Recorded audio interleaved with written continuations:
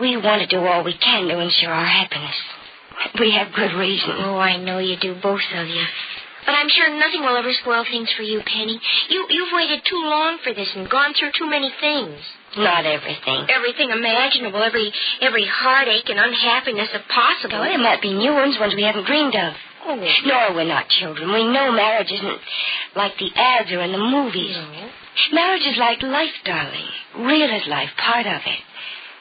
We know that marriage calls for adjustments. And adjustments aren't always easy to make. That's where love comes in, Penny.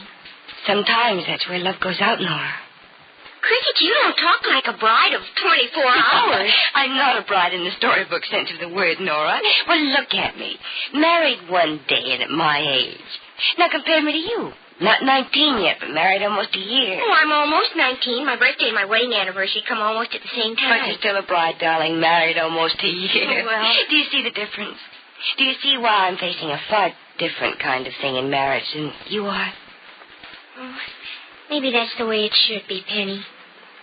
Maybe if I'd been old enough and smart enough to realize all that you realize, little things wouldn't hurt me. Oh, Nora. Darling, you shouldn't let anything Freddie does ever hurt you. He loves you more than anyone in the world. He hurts me, though. Even though I know he doesn't mean to, and even though I know he tries not to, he does just the same. You needn't worry about Helen, if that's what you mean. No, I'm not worried. Helen's not doing anything to harm me. She couldn't if she tried. And I feel awfully triumphant about that. But there is a certain hurt in Freddie's actions towards me and his feelings towards her. You know how he feels about her? I'm not as young and innocent as all that, Penny. He's in love with her in a very strange and protective sort of way. And I don't blame him. I sort of love her myself. But that's more out of pity. Not pity, darling. Admiration. You must admit, with all Helen's faults, she wants to do right. She's trying to improve. She's trying to be grateful. Yes. And if you really think about it a while, Freddie's feelings for Helen aren't any more serious than yours are. I know his love for her is protective, too. He feels sorry for her. But, don't you see, he doesn't understand that himself. Well, why don't you try and explain it to him? I would if he'd ever come to me and tell me about it. He promised me he would. Oh, I gathered as much. How, darling? He's tried. He started to, but he had to give up. And that's when he hurts me. He doesn't seem to realize that we love each other so much that nothing can come between us, certainly not another person. He does realize it, Nora. He will when the crisis comes. Crisis? Well, what do you mean? You don't understand the situation between Freddie and Helen as well as you think you do. I don't know what you mean by a crisis, Penny. I mean that things will come to a point where Helen and Freddie will think that they can't go on without each other. That's when Freddie will find out just how much he loves you. And how much will that be? So much that he'll come to you and tell you so. And from that time on, he'll never be able to understand what made him think he was in love with Helen. Oh, Penny, I hope you're right. I know I am, darling. I'm sure the same thing is true and will be true of Johnny and me. If ever anything comes between us, if ever anything threatens to take us away from each other, we'll discover all over again how much we love each other.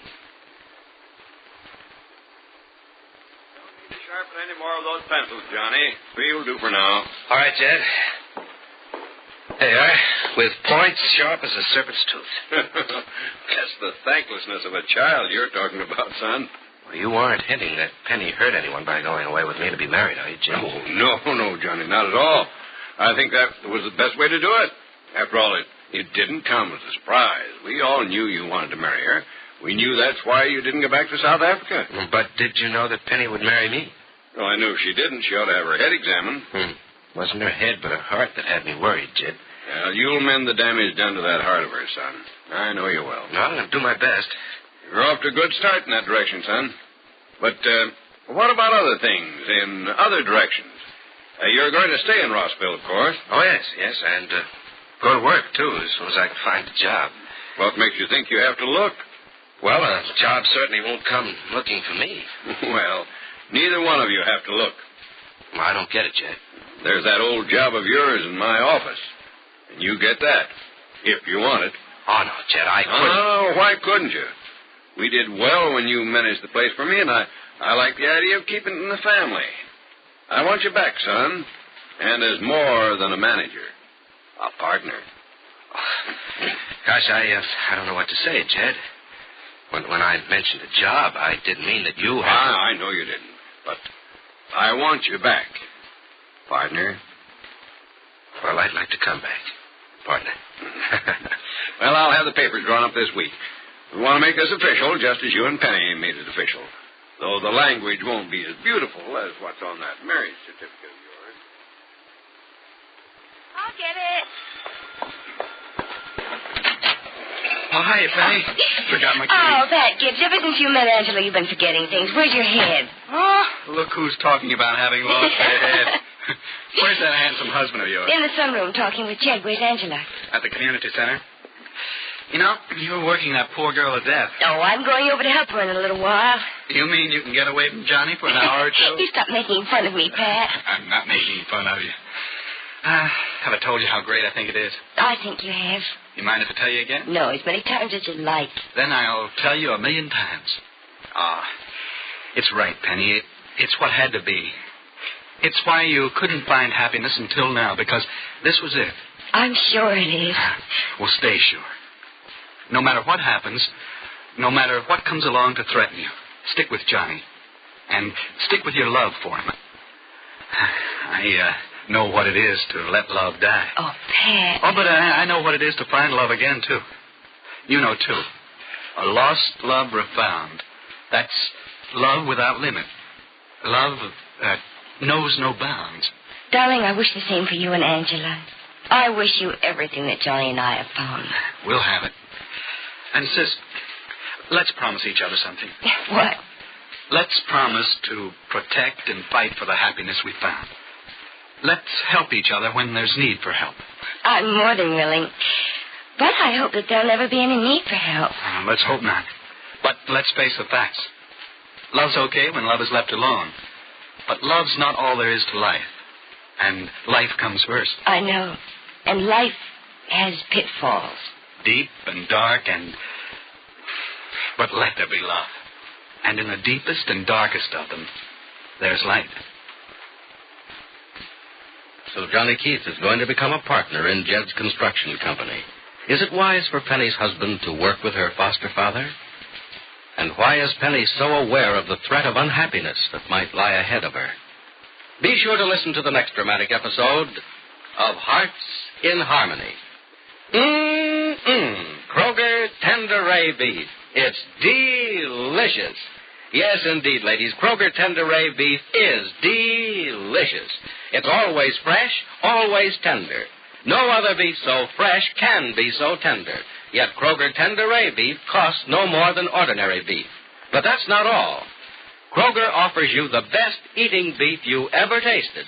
And Kroger offers you more meat for your money. Yes, Kroger has a special way of cutting beef that gives you more meat, less waste. Before the meat is weighed and priced, Kroger removes excess bone, excess waste, and stringy ends. So to get the most, to get the best, get Kroger Tenderay Beef. Don't forget, ladies, your Kroger store is the only place you can buy Kroger Tenderay. The one beef that's always fresh, always tender, always delicious. And remember, too, at Kroger's you get more meat, less waste. So you get more meat for your money at your Kroger store when you buy Kroger Tenderay Beef, the finest beef value in town. Listen again tomorrow, same time, same station, for another absorbing transcribed chapter of Hearts in Harmony. The Anchor Hawking Glass Corporation brings you Crime Photographer.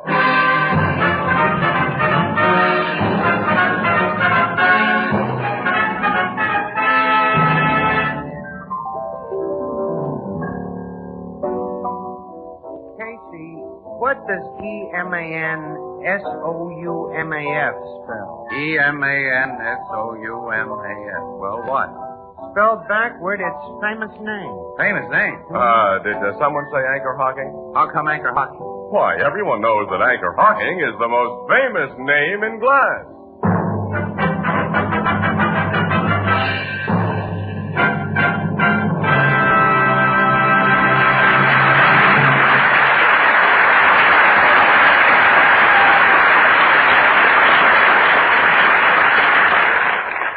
evening, ladies and gentlemen. This is Tony Marvin. Every week at this time, the Anchor Hocking Glass Corporation of Lancaster, Ohio, and its more than 10,000 employees bring you another adventure of Casey, crime photographer, ace cameraman who covers the crime news of a great city. Written by Alonzo Dean Cole, our adventure for tonight, Lady in Distress.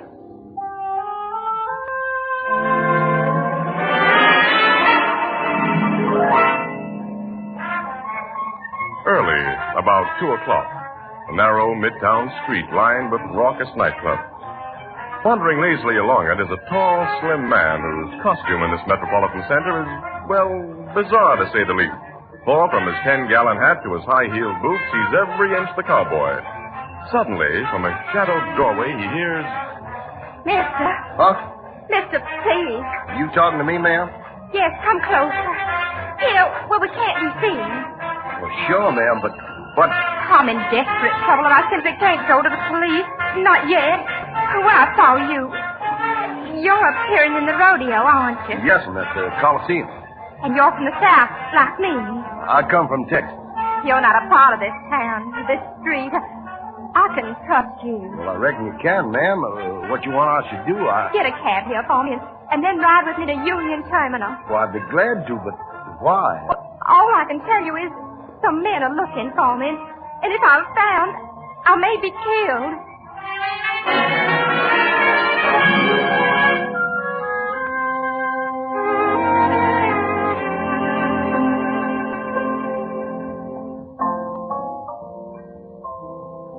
So you and Casey took in the rodeo last night, huh, Miss Williams? No. Casey went alone, Ethel. Yeah, I went alone. I saw a swell show, too. Poor Miss Williams. She had a date with her aunt and uncle. They spent the evening at Pinky Bannister's. That clip joint? Yeah, her aunt and uncle are the adventurous type. Well, we had a little excitement at Bannister's Club. That South American playboy. You've heard of him, Ethelbert. Senior Gallo? Oh, yeah. Well, he and another inebriated gentleman got into a fist fight and had to be gently removed by Bannister's muscle men. They say that rich Gallo fellow always carries a gold-plated gun and a diamond-studded holster for his self-protection. Did he... No, there were no fireworks. Boy, but I saw the real action at the rodeo, though. Guys bulldogging steers, roping wild longhorns. I really saw a show. Quite a few of them cowboys has been coming into this bar. See their fancy dresses, Yeah. Just like in them Gene Autry movies. Yeah, there's some swell fellas among them. I got fairly well acquainted with a bunch, taking publicity pictures and all Say, that. here comes one of them now. Hello, Casey. Hey. Howdy, Miss Williams. Hi, Tom. Hello, Mr. Morrissey. Just finished your matinee? Yeah. Albert, shake hands with barbecue Tom Morrissey. Pleased to meet up with you. Glad to know you. Casey, I was over to the office a minute ago, and they said I'd find you here. So you want to see me about something? Yeah. Would you excuse us, Miss Williams? Why, sure. Yes, of course. What's wrong, fella? You look kind of worried. I'm terribly worried. I know you well enough to figure you're a good man to come to for advice. Last night, Casey, I met a young lady. Uh-oh, wait a minute. When it comes to women, Tom, I don't know from nothing. Well, you might know how I can find her. You met her last night and you lost her already? Well, she was in big trouble, Casey, and it was really early this morning I met her. I was walking up a street near the Coliseum, sort of gawking up at them nightclub places, and she ran up and asked me to get her in a cab. Some men were after her. Oh, you fell for it, huh? Well, what happened after you and the gal got into the cab, Tom? Well, I tried to persuade her to tell me about the men she was afraid of, but she said she couldn't because it concerned her family honor. Family honor? Which was also the reason she couldn't go to the police. Oh. Did she tell you anything about herself? Well, only that her friends called her Mary Bell and that she was from a fine old southern family. You say she was young and blonde and beautiful, Casey. How much dough did she borrow from you? How'd you guess she borrowed money? Oh, I'm kind of good at that kind of guesses. How much? $100. Now, look here, Casey. Don't you go getting wrong ideas about that little lady. She wasn't no gold digger. Well, what happened after she got your dough? Well, she got out of the cab and promised to meet me at noon today. I waited from noon till after 2 o'clock at the place she said she'd be, but she didn't show up. I've got to find her, Casey, and if them fellas she was afraid of has done her any harm... Can't you see, Tom, that you've been a fall guy for one of the oldest rackets in the world? I won't believe that. You know your way around this city. I don't. Now, how do I go about finding Mary Bell? You go down to police headquarters and tell your story. But I can't do that. She didn't want the police to know. Oh, I remember, yeah.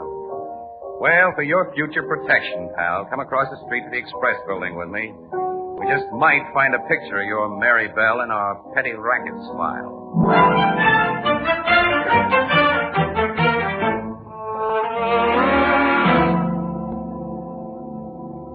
Casey, I told you I wouldn't find anyone who looked like that little lady among your pictures of female crooks. Well, she's been smart enough not to get mugged for our files, I guess, that's all. Will you do now as I asked you to do at first? Try to find a photo in your high society files. That's where she belongs. Oh, yes, she's a good singer, too. Singer? Yes, she gave one of them concerts here once. She gave a concert? Uh-huh. She let that slip when I said she had a beautiful speaking voice. Well, let's see humor you, Tom. We'll see what's cross-filed under concerts.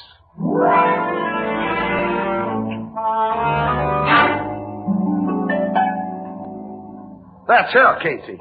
That's the picture of Mary Belle. You're sure? Wait a minute, Tommy. You sure? Of course I'm sure. What's the stuff in the file say about her? Oh. Mary Belle Warren.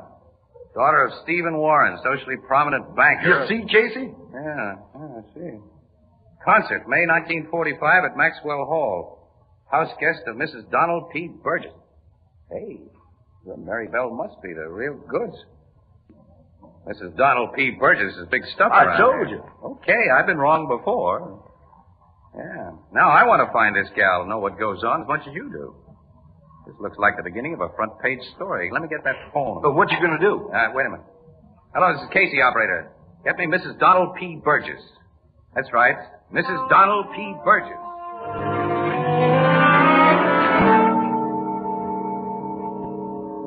Yeah, thanks very much, Mrs. Burgess. I know I've given you cause for worry, and I'm sorry. Yes, I'll call you back the moment we learn anything. Goodbye. What'd she say, Casey? Mary Belle Warren phoned her shortly after 2 o'clock this morning. That must have been right after she left me. That's right, Tom. She asked Mrs. Burgess if she could come up to her place, that she had to have some advice. You see? Something happened to her. Well, yeah, the girl never did show up. Afraid that's the way it adds up, too. Whatever happened must have started, though, about 3 months ago. What do you mean? Because Mrs. Burgess said that Miss Warren and her family are old friends, you see, and 3 months ago, she got a letter from the gal's mother in the South, saying that Mary Belle had abruptly decided to come here. And that phone call this morning is the first that anyone has heard from her. Well, what in tarnation do you suppose? Well, what basis have I got to suppose anything? A strange babe takes you for $100 with what sounds like the gal in distress gag.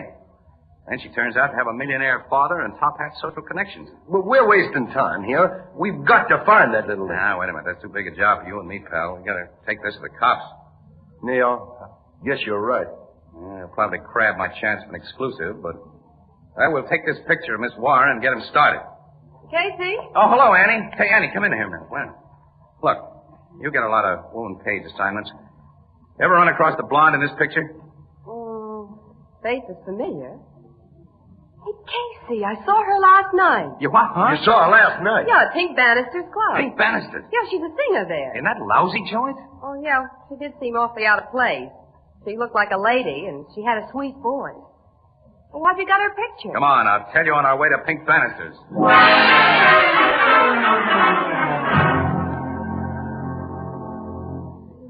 What makes you interested in my blonde singer, Casey? Oh, Miss Williams heard her here last night, Pink. Thought she was good. Good enough to deserve a little free publicity, Mr. Bannister. This cowboy gonna help you get it? I've already explained that Tom Morrissey is a friend of ours. We just brought him along. That's right. What's the girl's name, Mr. Bannister? I didn't catch it last night. Her name's Lottie Dunbar. Lottie Dunbar. Yeah. How long she worked for you? Oh, about 2 months. Where does she live? Montrose Hotel. Oh, it's not a very classy job. How late does she work here? Well, our last floor show is 3 a.m. Did she work that late this morning? No, she said she was sick. She left early. We need more than that information. I want to know why she wait a left minute, early. Tom. I asked you to keep your mouth shut. I'm sorry, Chief. Hey, I don't get this. All right. Might as well give it to you straight. We have reason to believe that something's happened to Lottie Dunbar. Something's happened? Yeah. What made her leave here early? I've already told you. Did she come to you and say she was sick? Yeah, here in my office. Now, that's all I know. Was, anyone with you at the time? Why, yeah. A couple of chumps had gotten into a fight on the floor. My boys had brought him in here for a cooling off. I talked one of them out of it, sent him home. The other was still in here with me. Well, that checks, Casey. I told you about that fight. And I saw Gallo leave this office, and the other man hadn't come out when I left with Uncle Wilmer. Hey, who was this other man, Pink? Just a quarrelsome drunk I never met before and I never want to see again. Well, after I collected the bill he owed, one of my boys put him out, told him not to come back. Now, suppose you tell me why you think something's happened to the Dunbar girl. Well, it's too long a story to go into now. But if we don't find her soon in good health, you'll hear all about it from the cops. I can't tell them any more than I told you, Casey. Okay, Pink. Come on, Annie, let's go. Come on, Tom. We'll try the Montrose Hotel. So long, Pink. So long. Goodbye. Huh? Hello? Yeah, boss. Come here. Want me I should follow them wise guys? Yeah, I want to know every place they go and about everyone they talk to. I'll be with them all the way. And, if it seems necessary... Sure, boss. I know what to do.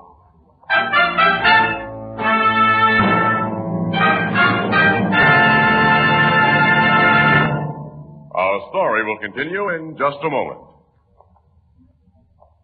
Well, Alex, here's tonight's question. What was the world's first one-way container? Shoot, Tony. What was the world's first one-way container? An egg. An egg? Say, you're right. When you open an eggshell, you know that you're the first and last to use it. And it's the same way with the new Anchor Glass one-way no-deposit bottle. It's never been used before. It will never be used again. The Anchor Glass one-way bottle brings you beer and ale as it's meant to taste. Clean, clear, sparkling. Beer that's brewery bright. Unaffected by any foreign flavor. And when you've enjoyed the beer, you dispose of the empty bottle as you would any other food container. No deposit, no fuss, no empties to be returned. The one-way bottle. The safest, most convenient way to buy beer. Yes, indeed. And that's why the revolutionary new Anchor Glass one-way no-deposit bottle is sweeping America. For perfect flavor, demand beer in glass bottles. For extra convenience, demand your favorite brand in the new Anchor Glass one-way no-deposit bottle. A product of Anchor Hocking. The most famous name in glass.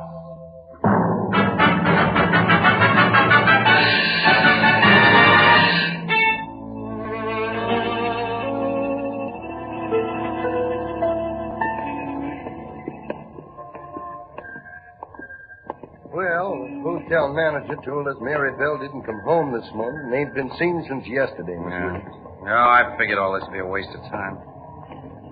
Well, let's get back to the car. Okay. One thing to do now, let's go to the cops.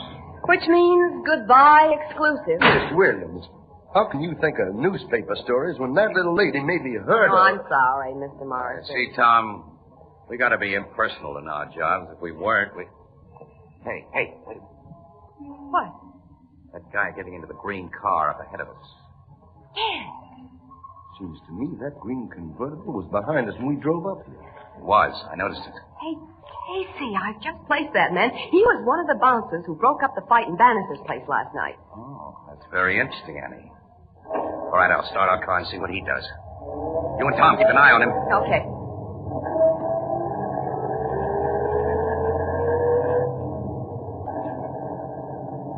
He's following us, all right. Is he alone in the car? Yeah.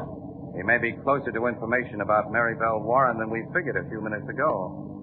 If that guy is tailing us, I've got an idea.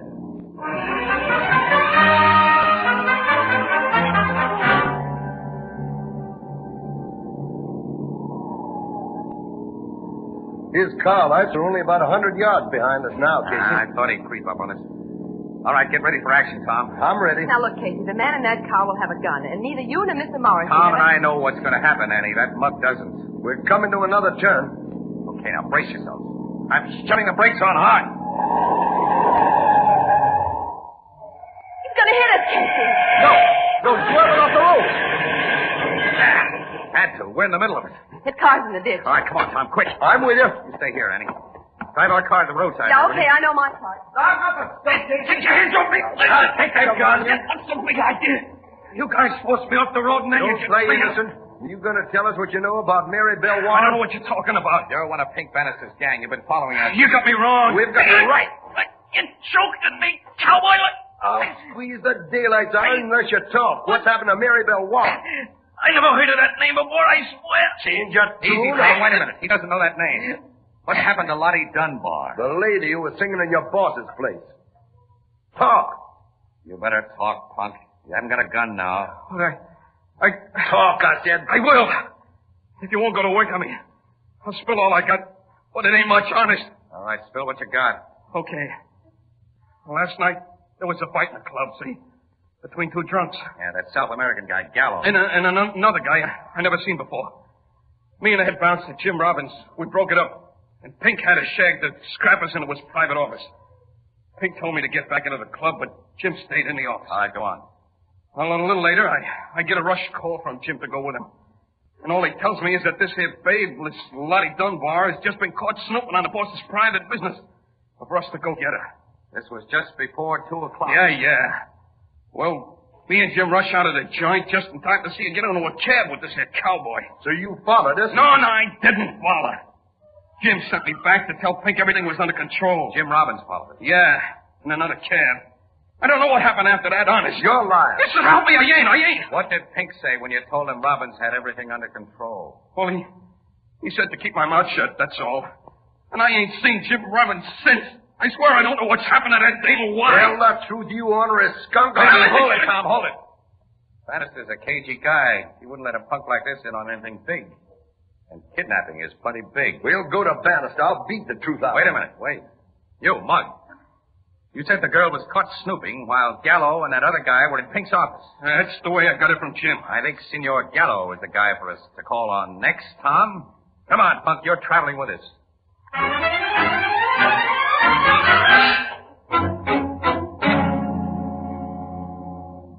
I can tell you nothing more. When I was in that Bannister club last night, a strange man insulted me, and I struck him. Then in his office, Senor Bannister made the man apologize, and I came back here to my hotel. That is all that happened in Senor Bannister's office. I think you're forgetting something that happened there, Mr. Gallo. No. Yes, look here. The girl has been kidnapped, possibly killed, because she saw or overheard something in Bannister's office that you can tell us about. You got to cover up for the rats that snatched her? I do not know. You do know. I'm sure of it because you're scared. You're scared, and it shows in every move you make, every word you say. What are you afraid of, Gallo? Well, If you don't tell us, mister, we'll find out.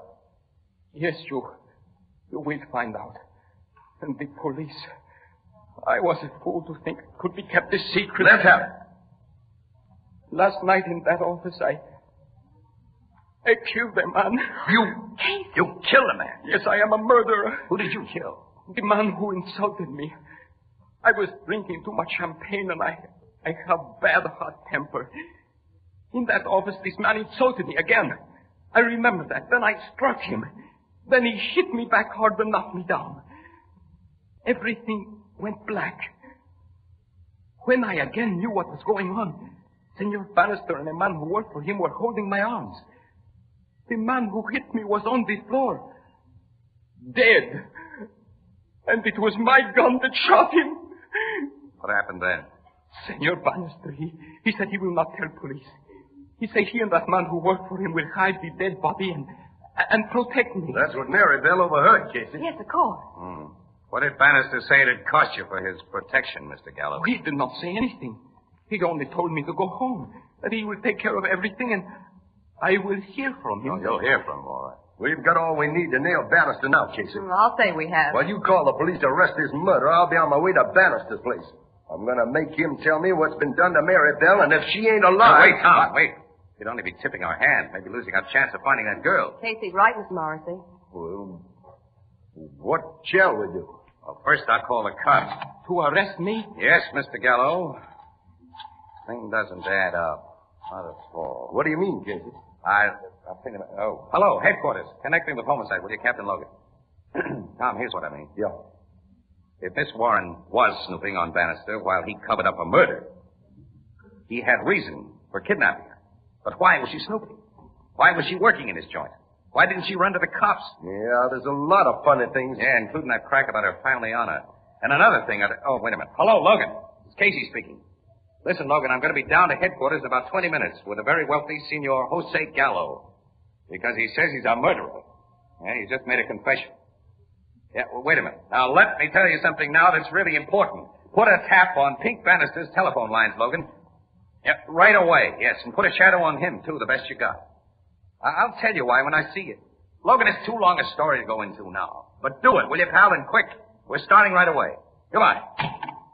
Tom, I think we can expect action from Mr. Pink Bannister very soon. You want him shadowed? And, his phone line's tapped. Because he's going to receive a report from one of his hired hands as soon as it's done. Who? The punk right here. Who, me? Yes, you. With my fingers around your neck. And you'll tell him you're still spying on us. That we've been talking to Senor Gallo, that we've just left his hotel with him, and you overheard us say we were taking him to police headquarters. We'll be at police headquarters when you phone that report. I get it, Casey. Bannister will guess that Gallows confessed to it, and he'll make some kind of a break. I think so, Annie. You know, I've acquired a hunch about that family honor gag of Mary Bell's. Oh? What is it? No. The kind of hunch I might talk myself out of if I talked about it. Let's get down to Logan's.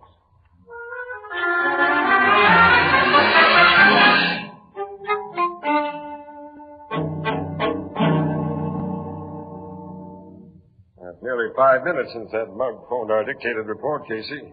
You figured Bannister'd make a move right after. Look, allow him a few minutes to think, Logan. The punk handed him a shock with that news about Gallo. Also, the man on his tapped wire and those covering the club have to have time to phone you after he does something, Captain. Now, this phone's completely cleared for their calls, Miss Williams, and if Casey hasn't guessed wrong... If Casey's guessed wrong, Miss Maribel's life won't be worth a nickel. Will you give my guess a chance, Tom? Hey, there's our ring. Logan speaking. Now, go ahead. Yeah? Yeah? 1287 Jastrow Street? I got it. Okay, Flanagan, get out there the quick way. We'll be right behind you. Bannister's left the club? Just now, with 2 guys tailing him and Sergeant Flanagan with the squad going direct, as we'll go. Come on.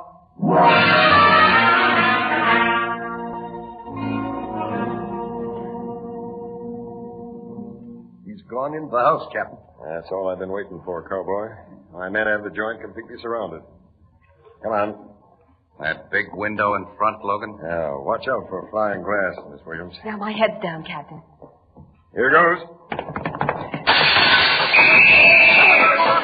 Hands up, Bannister! You 2 other mugs. Now get the cuffs on him, man. Come on, you 2 guys. Hey, that black-haired man, Casey. He's the one Gallo had the fight with. Alive. That proves my hunch, Annie. He's the guy Gallo was supposed to have murdered. Supposed to have murdered? Yes, Logan. There wasn't any killing. Those guys simply put on an act that was convincing to Gallo. Expected to collect millions for covering up his crime, but Miss Warren got wise to the gag, and Gallo confessed. Where's Miss Maribel? If you've harmed one hair of her head, Bannister... And she hasn't been hurt. We found the girl, Captain. Maribel! Oh, Mr. Morrissey, I knew you'd find me. Well, that's a pretty picture. Hold it, will you? Looks like romance, Casey. At least a reasonable facsimile there. How'd you get wise to this fake murder business, Casey? Well, Logan, all the parts wouldn't fit together in any other pattern. Look, after I get a few more pictures, I'll tell you why. Smile for the camera, Bannister, will you? You dirty lousy. Such a sour disposition.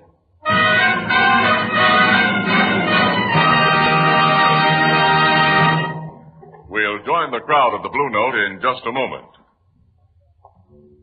You've often heard a woman say, I don't mind washing dishes so much, but oh, those pots and pans.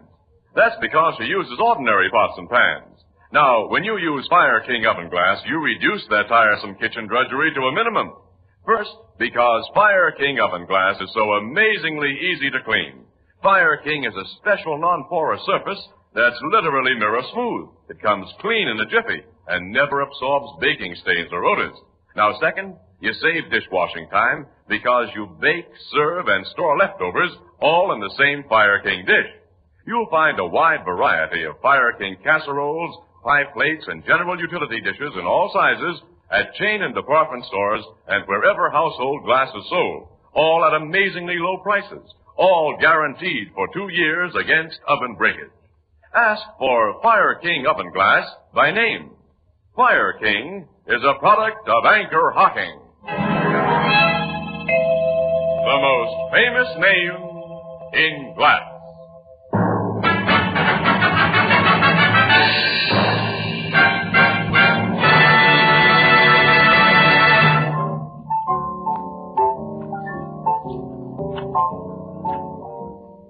Figured Mary Bell Warren had taken a job at Bannister's joint in order to spy on him, huh, Casey? Well, we know now, Ethelbert, that Bannister worked his fake murder gag on Miss Warren's brother about a year ago. Has been blackmailing him ever since. Her brother finally confessed the supposed killing to Mary Bell, and she refused to believe that he'd murder anyone.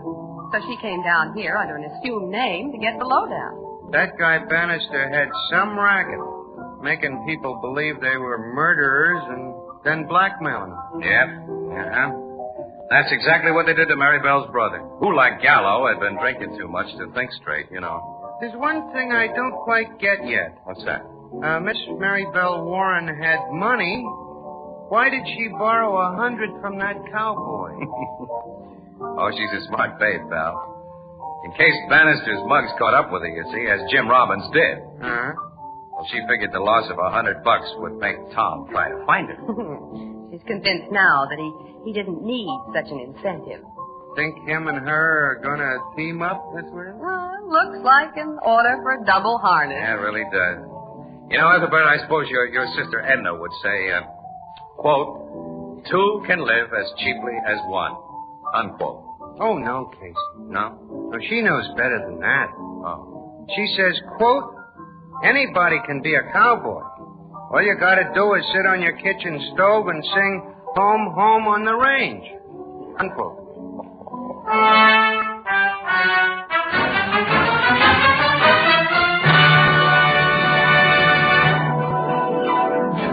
Crime Photographer, starring Stotts Cotsworth as Casey, is brought to you each Thursday by the Anchor Hocking Glass Corporation, makers of Fire King Oven Glass, Anchor Glass Containers, Anchor Caps and Closures, all products of Anchor Hocking, the most famous name in glass.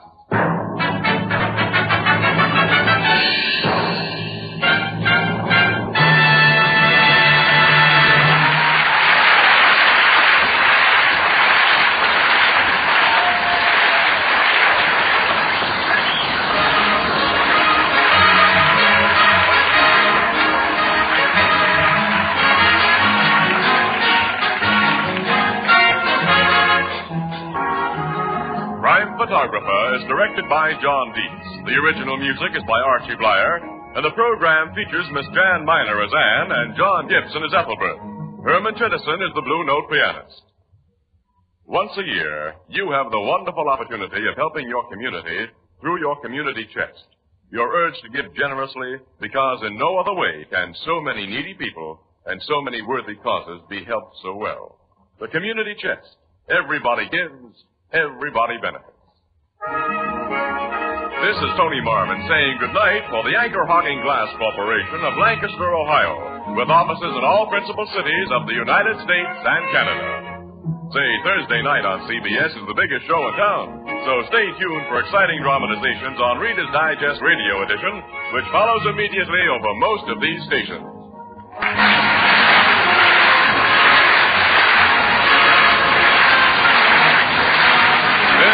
CBS, the Columbia Broadcasting System.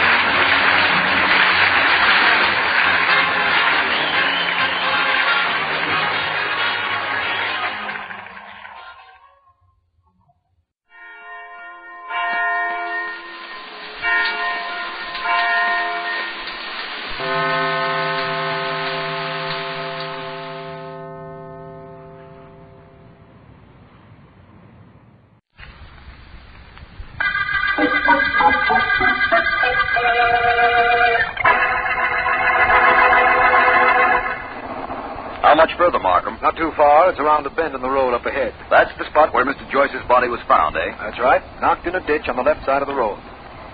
The reason I'm certain it was premeditated, Vance, is that from what I understand, Mr. Joyce always walked at the very edge of the road. If he was that careful, he'd walk on the left side of a road, facing any cars that might be approaching. Our examination showed that the car that hit him was coming toward him, Vance.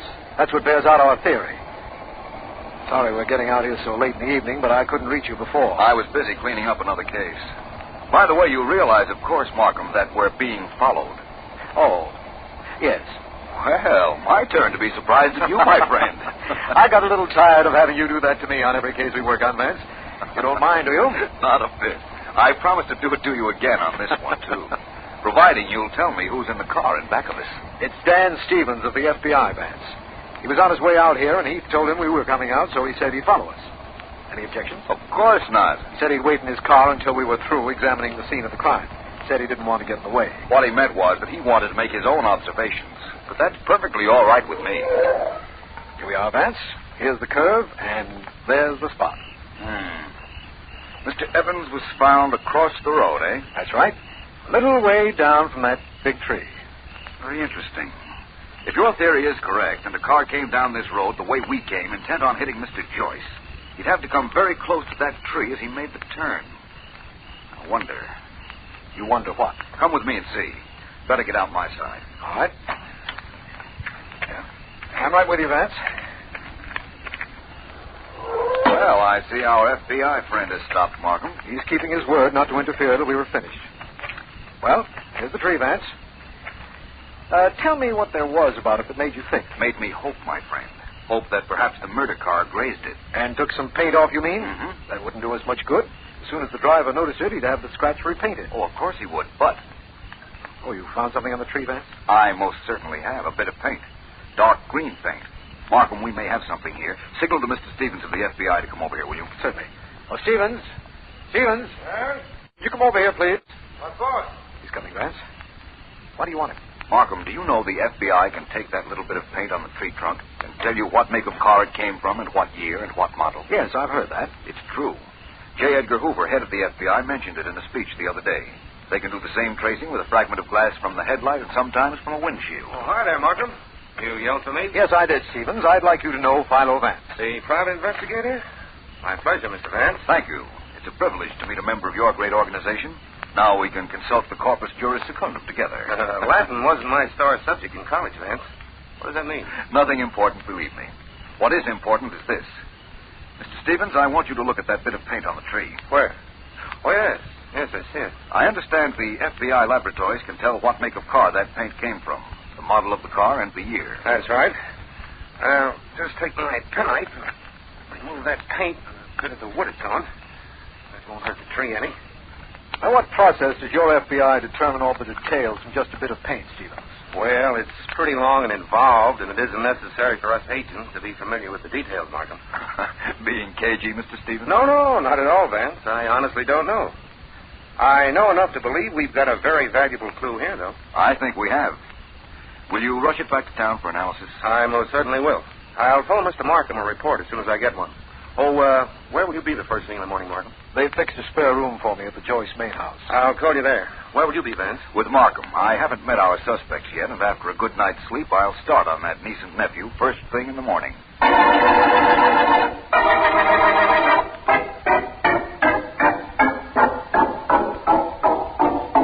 Well, Vance, this is the room they've given us, according to the butler. Shall we go in? Might as well, Markham. Just one moment, though. I want to fix the floor plan in my mind. All right. Now, James Evans, the dead man's nephew, has the room next to ours, right? Yes, and according to the well-informed butler, he's retired. Sally Evans, his sister, has the room down the hall, but she hasn't come home this... That came from that room. It must be the nephew, James Evans. Come on, Vance. Right. Mr. Evans, what's wrong? What's wrong in there? Wait, just a minute. Oh, Mr. Markham, thank goodness it's you. This is Philo Vance. What happened to you, Evans? Nightmare? Nightmare? It sure wasn't any nightmare. Somebody climbed in the window and tried to smother me with my pillow. Whoever it was went out the window when I yelled for help. Vance, what are you looking for over there? Just looking out the window of Mr. Evans' room, Markham. Somebody did climb up here and apparently down again within the past few minutes. This leaf I picked up from the floor was only recently torn from the vine. Mr. Evans, I'll have the police double the guard around this house. You can go back to sleep. Oh, thank heavens. I guarantee you'll be safe from the man who just tried to smother you. Man, Markham. The attempt to smother Mr. Evans here wasn't made by a man. Is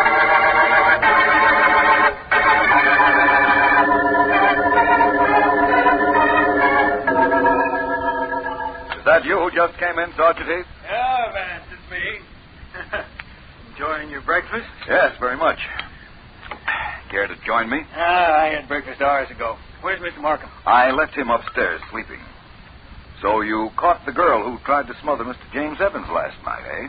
Well, how do you know that? Oh, you're a good police officer, Heath. And the men who are guarding this house know their business. When I told Mr. Markham last night that the person who tried to smother Mr. Evans was a girl, I knew you'd pick her up. Well, we did. But how did you know it was a girl? Even if you caught a look at a figure running from the house, it was too dark to see whether it was a man or a woman. That's true, but the figure climbed through the fence surrounding this house heap. A man would have climbed over it, inasmuch as it wasn't very high. That much I could see. You ask me, there isn't anything you can't see. Anyhow, I got her outside. She's the murdered guy's niece. You want her in here? Yes, I'd like to talk to her while I'm waiting for Mr. Stevens of the FBI to phone in his report. Please, Heath. Okay.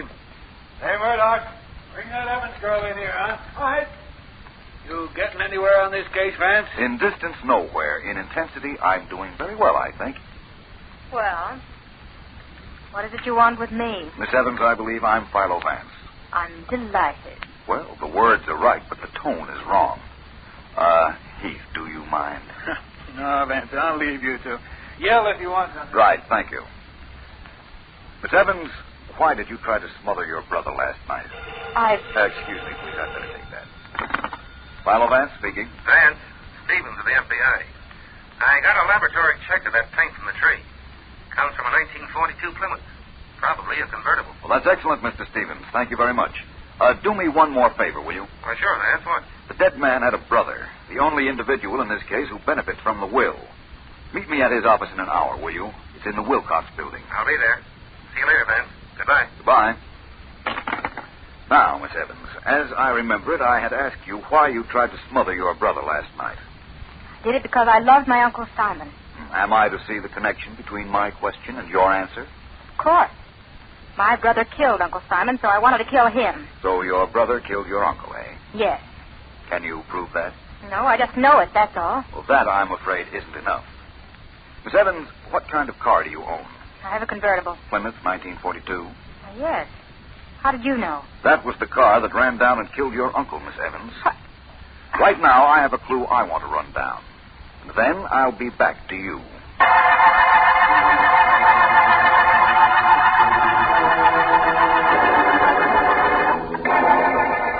Oh, Vance. Vance. Hello there, Mr. Stevens. I've been waiting for you. I got here as soon as I could. So, old man Joyce's office is in this building, huh? On the ground floor. While I was waiting for you, I was looking around. Take a look at this car parked at the curb. 1942 Plymouth. Convertible. With the initials BJ on it. That could mean Bernard Joyce, the dead man's brother. Well, let's go in and find out. Right. Mr. Stevens, in the event that Bernard Joyce, who was the partner of the dead man, was stealing from Simon Joyce, could you tell from looking at the books? No, but we have expert accountants over at the FBI. That's what I imagined. After you, sir. Thank you. Why do you ask about the books? Because everything points to the brother as Simon Joyce's killer. The entire business now goes to him. The car parked outside, which we now know was the same make and model as the murder car, is his. And it would be a plus motive if Bernard Joyce had been stealing from the firm. Well, we'll find out. Joyce and Joyce. Architectural consultants. This is the office, eh? Let's go in, Mr. Stevens. Well, what do you two want? What do you want? Excuse us, please, Mr. Joyce. My name is Vance. I'm a private investigator. This is Mr. Stevens of the FBI. Don't care who you are, who he is either. I'm a sick man. Hand me that water pitcher. Time to take one of my pills. I'll pour it for you.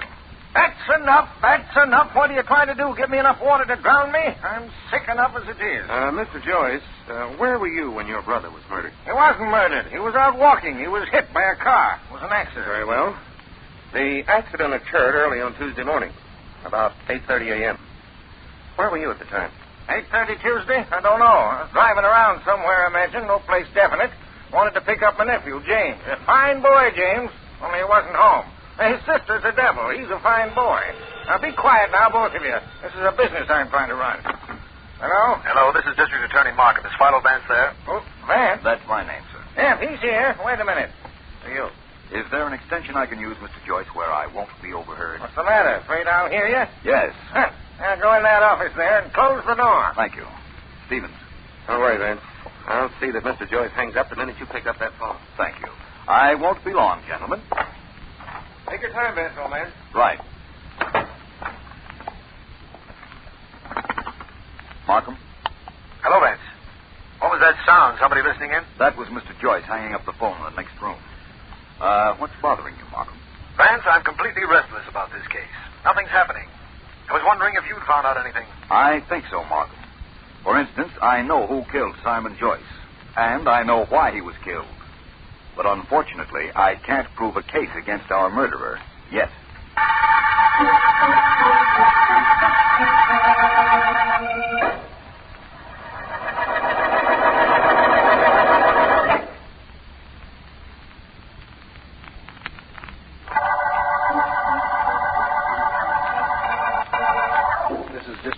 Markham. The Mistele-Toe Murder case began with the finding of the body of Rich Simon Joyce, victim of a hit-and-run driver on Mistele-Toe Road. Philo Vance is working on the case, as is an FBI representative named Stevens, called in by James Evans, a nephew whose sister, Sally Evans, later tried to smother him. The dead man's fortune went to his brother and business partner, Bernard Joyce, from whose office Philo Vance just told me he knew who had killed Simon Joyce but couldn't prove it. Our men watching the Joyce home report that Sally Evans and her brother are in the living room.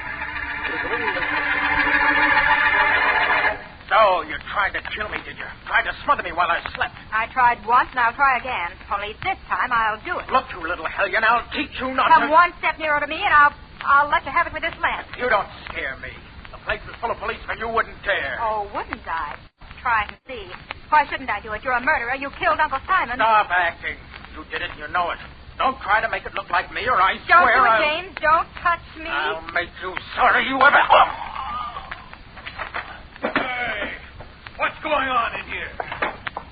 What does it look like, Sergeant Heath? Looks like I hit my brother with this lance, doesn't it? Yeah. Well, that's exactly what I did.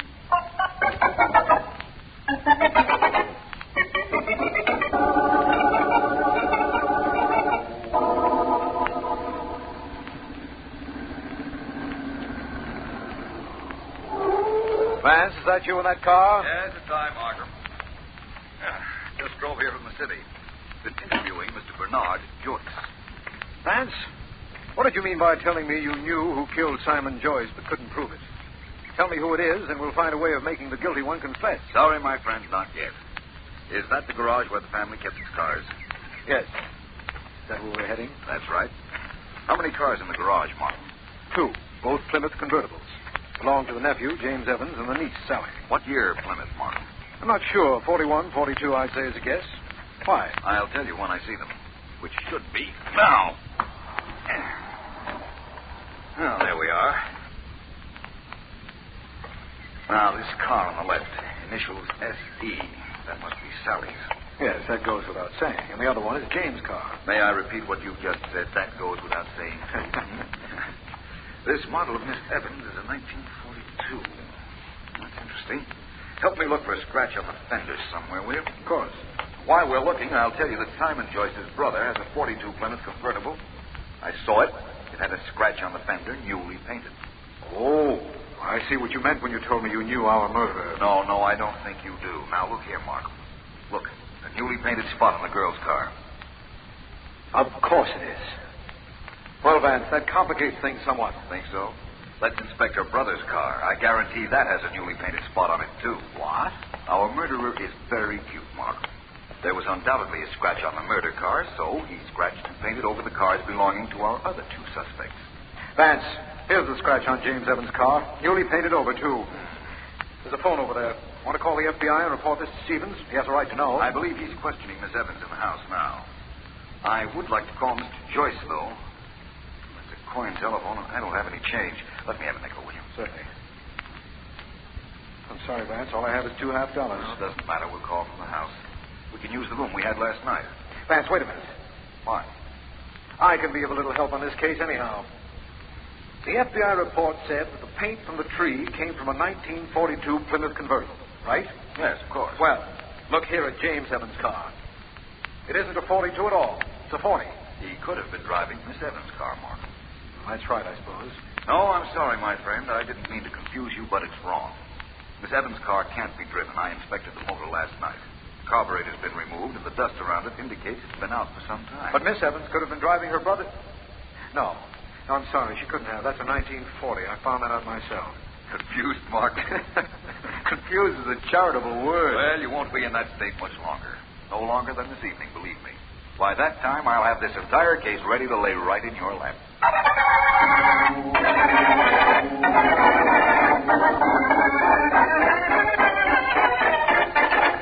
Any more questions, Mr. Stevens? Because if you have any, you'll get the same answers. I don't know. I don't know. All right, Miss Evans. I'm through with you, I imagine.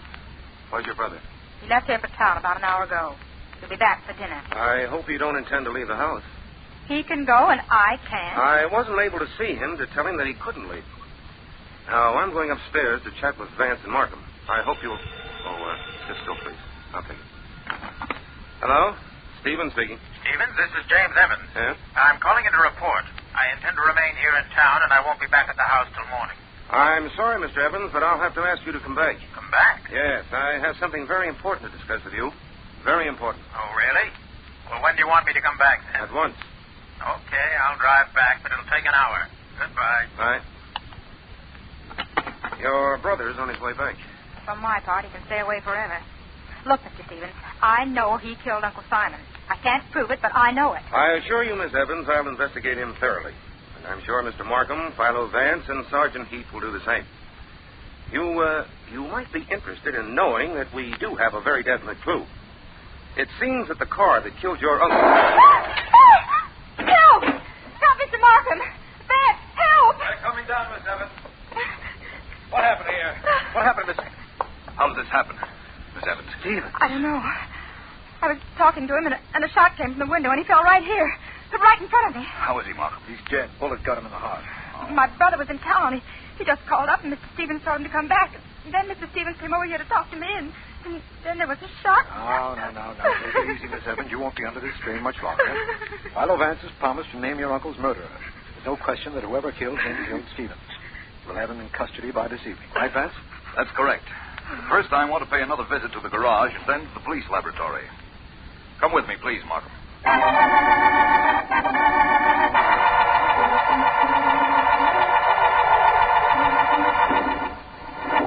Mr. Vance, Mr. Markham, you'll soon see how we bring out fingerprints that are not entirely visible under a microscope. Now, this telephone dial you brought me... The one I took from the telephone in Simon Joyce's garage, Doctor. Yes, of course. Now, over it, I break this small vial. Here. The vial contains iodine crystals. The fumes from the crystals are invaluable in bringing out latent fingerprints. In a moment, we may even be able to see them with the naked eye. Vance, if we were looking for fingerprints, why didn't we take the telephone receiver from the garage? If your theory is right, we could have gotten excellent prints from that. Our murderer is clever, Markham. If, as I imagine, he used the phone in the garage, he would have worn gloves to hold the receiver. But he'd never have seen the necessity for wearing them when he dialed a number. Besides, gloves are unwieldy when you're dialing. Prints are coming up, gentlemen. Just the tip of the finger, but prints just the same. You have the fingerprints of the girl, her brother, and the dead man's uncle to compare those with. Yes, these I have. Sergeant Heath got them early in this case. Now, I compare under the microscope. I'll tell you whose prints they are. Man, if you could tell us, why did we go to all this trouble? It's the proof we need, Markham. But, Vance, if you had told us the murderer before, the FBI man Stevens would be alive today. The FBI was never on this case, Markham. Stevens was not an FBI man. He was an imposter. That's the reason I knew that the murderer was the man you told me had called the FBI. Markham, arrest James Evans for murder.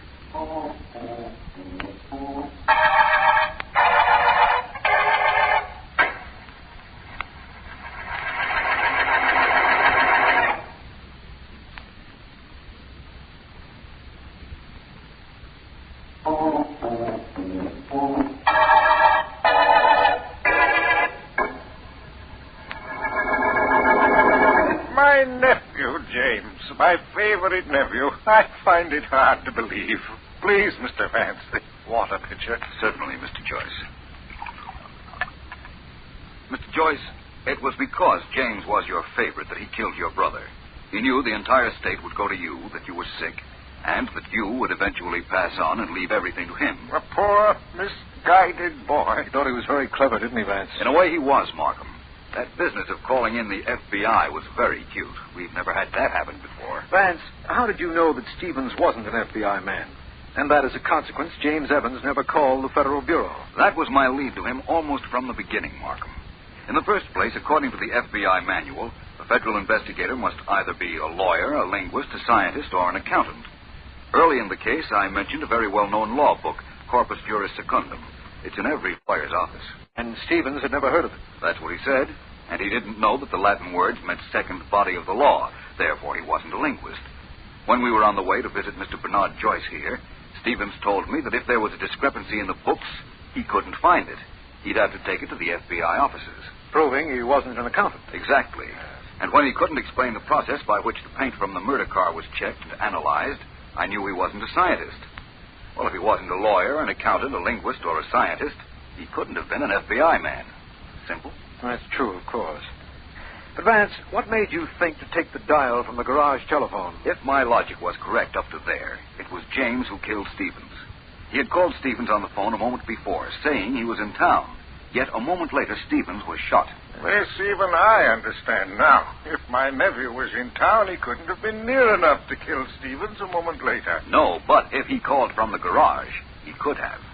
And I believed he did call from the garage. And laboratory tests prove he did. Vance, I know now what started you on your original line of reasoning. If, as you suspected, Stevens wasn't an FBI man, then Evans never called the Federal Bureau, but devised this scheme of supplying us with the false clue of the 1942 Plymouth car. His own car was a 1940, removing him from suspicion. And the scratch on the fender, he cunningly duplicated on his sister's car and on your car, Mr. Joyce. He wanted it to look like I killed my brother. He didn't care who was blamed as long as he got away with it. The reason he killed Stevens was because he knew Stevens could blackmail him forever after the masquerade was over. Well, Vance, it seems that the masquerade is over now. And so, incidentally, is the Mistele-Toe Murder case.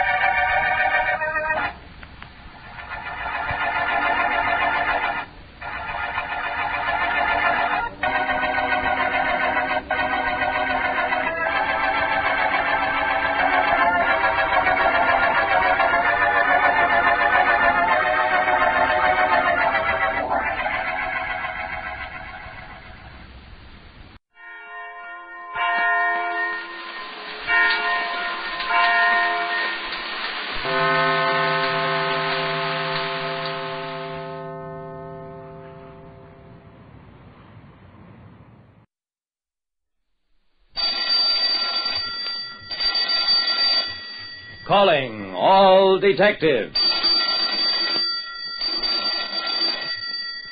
There's an old joke about a restaurant owner going out to eat. But I once saw that happen because the owner was afraid to eat his own food. That is the situation on this page from my casebook. The casebook of Jerry Browning, private detective. It doesn't take a private detective like me, Jerry Browning, to know that the guy who dishes it out can't always take it. It was after midnight, and I was hungry. So instead of heading home, I decided to stop off at Louie's Hamburger Heaven. Louie was an ex-burglar who'd swapped his Jimmy for a skillet and was doing fine the last time I'd seen him. But tonight, there wasn't a customer in the place. A short-order cook I'd never seen before was dozing over a crossword puzzle, and as for Louie... Hello, Jerry. How are you? I'm fine, Louie. But what's with you? I'm okay, I guess. Sit down. Louie's smile was fixed and a little punchy.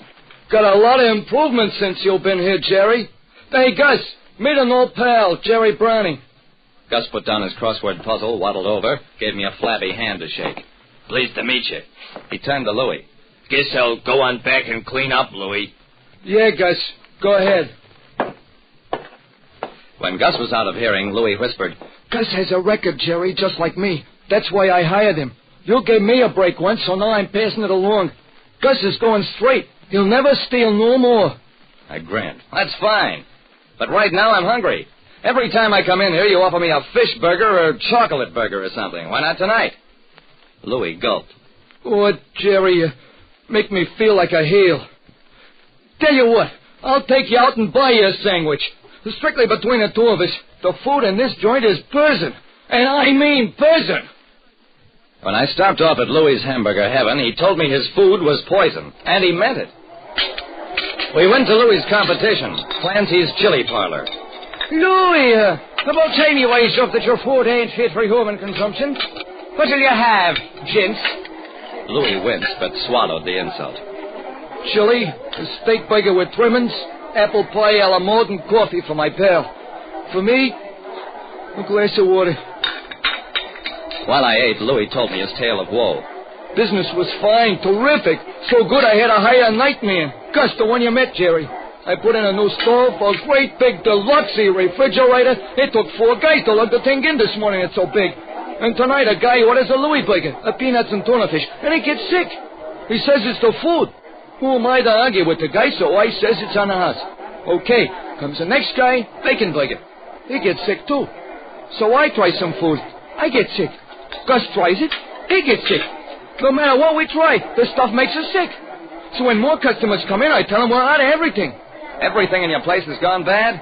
Well, that's impossible, Louis. Yeah, but it happened. And when the word gets around, I'll be out of business. No, you won't. There's ways of tracking down trouble like that. Come on, I'll show you how.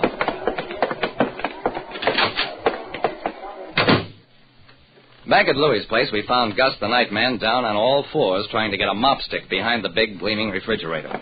Leave that be, Gus. Thing's too heavy to move. Come on out front. We got work to do. Late as it was, I persuaded an inspector from the Department of Health to come down to the place. Jerry, there's nothing wrong with the food when it comes in here. The bulk meat, staples, and unopened packages all check perfect.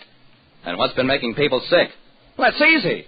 Somebody has dumped washing soda into all open supplies. The moment the inspector left, Louis, Gus, and I went to work. Threw out all food that wasn't in unopened containers. Dumped salt, pepper, sugar, mustard, ketchup, even ice cubes. Well, Louis, that does it. Oh, I'm going home for some sleep. Tomorrow we'll try to figure out who did this to you and why. Good night.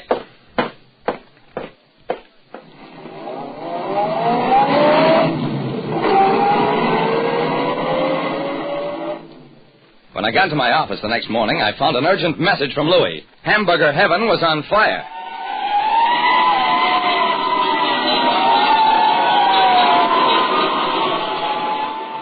The excitement was over by the time I got to Louis's place. Charlie, my dayman, discovered a fire, Jerry. Started in all them boxes and junk we thrown out last night. Charlie nodded confirmation. A good thing I found it before it got going good or the joint would have burned down. Looked to me like somebody flipped a cigarette in there. Louis scowled. That Clancy who runs a chili parlor, he smokes lots of cigarettes, Jerry, lots of cigarettes. Take it easy, Louis. Don't go making any hasty accusations. You've got no proof against Clancy. I patted his shoulder, promised to come back that evening after I'd finished up on another case.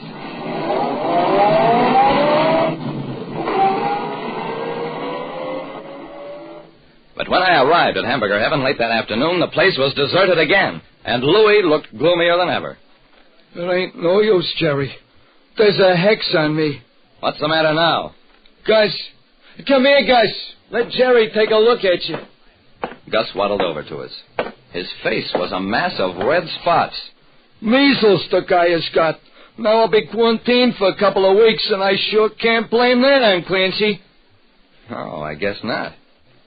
Well, better get Gus to a doctor and let's learn the worst. Don't worry about me. I got me own doctor. Gus shouldn't have said that. It broke poor Louis's already battered heart. Gus, you stuck with me through all this trouble. What kind of a guy you think I am, not taking care of you when you get sick? Sure, I'll take you to a doctor the best in time. I said I'll go to my own doctor. Now leave me alone. Louis looked surprised and hurt. Okay. If that's how you feel about it. I put my hand against the cook's chest. It may be okay with Louis, but it's not okay with me, Gus. You're going to a doctor, and with us. Gus tried to knock my hand away, then swung on me. I countered, slapped his face lightly. My hand came away, smeared with red. After that, I really went to work. Sure, he faked the measles. With red ink. Gus tried that after his 2 other attempts to close up the place failed. He had to close up Louie's place, all because of that big new refrigerator. Gus wasn't around when it was installed. And when he got there that evening, he found the huge machine standing directly in front of the wall baseboard where he'd concealed some stolen jewelry. Yeah, Gus was one crook who hadn't reformed. He was using Louie's place as a front and as a cache for his loot. He couldn't move the big refrigerator to get at his stuff while Louie or the Dayman were around, so he tried to close up the place. There was a nice reward for recovering the jewels. Louie got that and spent it on electric dishwashers. As for Gus, he got 10 years. Like I said, when you cook up trouble for somebody else, be careful, or you may wind up in the soup. Listen next time to Calling All Detectives. Mystery drama, mystery quiz, and a chance for you to match wits with yours truly, Jerry Browning, Private Detective.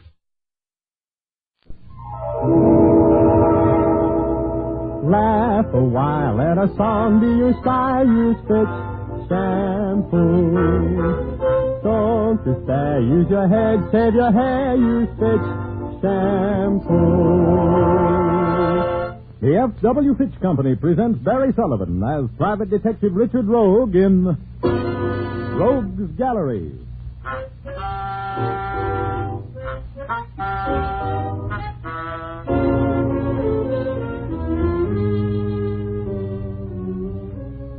Rogue speaking. You know, in my business, it's hard to get ahead. There's so many other people trying to get ahead. My head, that is. Sometimes I think it might be better to let them scrape my name off the door before they chisel it into a headstone. Because I'm just a guy who doesn't like to see people get pushed around. Myself in particular. And I often wonder if there's any real future for me in the sneak, snoop, and snitch racket when so many people don't want me to have one. That was the frame of mind I was in one Saturday afternoon when Howard Adrian, a well-known mouthpiece, called to tell me his troubles. Hello. Rogie, this is Howard Adrian. Hey, how are you? Say, you're just in time. I'm thinking of selling out. Got a wonderful set of law books here. Let you have them cheap. Never even cut the pages. Never had time. Listen, Rogie, my wife is missing. Well, she's not here. I just took inventory. You don't understand. She's gone, vanished. I'm worried, Rogie. How long's she been gone, Howard? 2 weeks. What have you done to locate her? Nothing at all, until now. This has got to be between you and me, Rogie. You see, it's rather delicate. Phyllis is pretty headstrong, and I've got to move cautiously. Okay, Howard, I think I understand. You sit tight, I'll be right over. And relax. Richard Rogue will bring her back alive.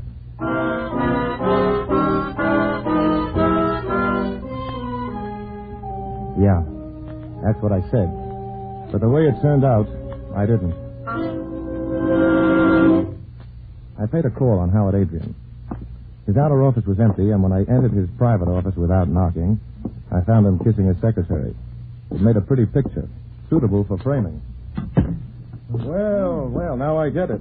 You buried your wife in the cellar like Edgar Allan Poe so you could marry your beautiful secretary. You only hired me for a blind like in a detective story. Cut it out, Rogie. Your attempted humor isn't funny. Yeah, I guess you're right. Sorry, no time for me to go popping off. All right. This is Miss Corbin. Miss Crystal Corbin, Richard Rogue. I'm charmed. Likewise. Now, Howard, how about your wife? Just a minute. That'll be all, Miss Corbin. No, wait. Maybe she can help. Well, I don't see I suppose we may as well tell Mr. Rogue. You see, Crystal and I... That's enough. It's an old story. I hope we're not boring you. Not at all. Well, here's some good news. I may have a line on her already. The elevator operator tells me he took her down from here on the day she disappeared. She was with a tall man with brown muscles. Oh, yes, that would be Nicky Barron. Nicky Barron? I know him. He used to be mixed up with Rocky Malatesta when they were running the gambling ships off the coast. Stood trial for the murder of Pig Muldoon in Frisco, gang war. Say, Howard, didn't you handle Barron's defense at that trial? That's right. Well, he must have been clean or you wouldn't have touched him. Thanks, and you're right. That's how I built my reputation, and the reputation helped. Nicky was acquitted, and he stayed clean ever since. Doing what? Doing all right, apparently. Operates a small club in the valley, the Mandalay. Dropped in to see me the other day. Looked sharp. And walked out with your wife, eh? This is ridiculous. There was nothing between Mrs. Adrian Whose side are you on, Miss Corbin? She's only trying to help. Sure. Howard, you know, your working conditions are so pleasant, I can't see why you want me to find your wife. Why not leave well enough alone? Because Howard wants her back so he can make a clean break. Get things settled once and for all. That's right. You find her so I could lose her, legally. She'll give you a divorce? She wants one herself. Oh, why? She doesn't like me. Oh, she doesn't like you? No. Does she love you? Cigarette? Thanks. Light. Thanks. Rogie, don't worry about it. Just find Phyllis and forget the rest. Sure, Howard, I'll remember that. But if I don't forget it, you remind me, huh? Phyllis Adrian seemed to have vanished like Judge Crater. She seemed to have rolled her footsteps up behind her, and even her shadow must have been following the wrong blonde. My first move in locating her was refreshingly simple. I merely called another private detective and assigned him to check every hotel in town at half my daily fee. Yeah, I should have been an agent. Then I headed for the Mandalay. The Mandalay was lined with woven grass mats and paneled with bamboo. You could have held hands across the dance floor. And in the middle of it, a girl was trying to shake herself out of a coat of grease paint and a sarong. I got past her all right without being hit by a flying hip and made the door of Nicky Barron's office. It was easy money. Phyllis Adrian was there. Well, hello, Mrs. Adrian. Goodbye, Mr. Rogue. Why, Nicky, that's not a very warm welcome. I'll make it warmer if you get funny, Snooper. My friends say I'm naturally funny. Maybe we'd make a team. I think you're a wonderful stew. I warned you, gumshoe. Nicky, don't turn. Yes? Wouldn't that be a shame? Okay, Rogue, stand up and take it. Oh, relax, will you? You start off like that, what you going to do for an encore? Why don't you snoops leave me alone? I'm in the clear with this joint. Very interesting. Fall back and regroup, Nicky. I'm not interested in you. Well, then put that sock on your account in case you get that way. Come on, get off the floor. It's a new carpet. It's Mrs. Adrian I care about. Oh, really? Sure enough, baby. Can't think of anybody I care more about at the moment. Why, Nicky, the man is utterly quaint. Yeah, the life of the party. That's him. Will you see me when I try on the lampshades? Mrs. Adrian, shall we rumble? I'd be utterly delighted. Just one little thing first. Nicky, would you step over here a minute? No, a little more this way, please. That's good. Oh. Yes, sir. A comedy team. Slapstick. Did you get that wonderful fall? Why, Mr. Rose, you have muscles. Nah, I just blow myself up with a bicycle pump. Shall we go?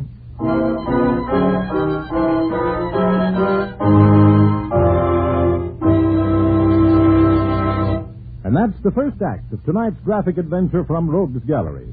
The F.W. Fitch Company is presenting Barry Sullivan as star of this Sunday series, bringing you the adventures of Private Detective Richard Rogue. In just a moment, we'll continue with our story. America's #1 hair problem is dandruff. Yes, according to a current survey made by Cosmopolitan magazine, 61.5% of those interviewed said their #1 hair problem is dandruff. You can lick this problem by using Fitch's Dandruff Remover Shampoo regularly.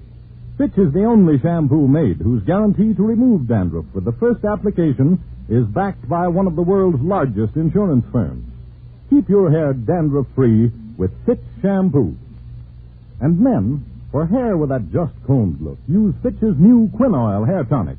Quin Oil gives your hair its rightful, healthy-looking luster, even if it's been dried out by hot summer sun and wind. Not sticky or greasy, Quin Oil is blended from 5 essential oils for perfect hair grooming. Get Fitch's Quin Oil hair tonic at toilet goods counters. Quin Oil is spelled Quinoil. Later in tonight's program, a special offer for the United States only will be made. Everyone in the family will want to listen for details.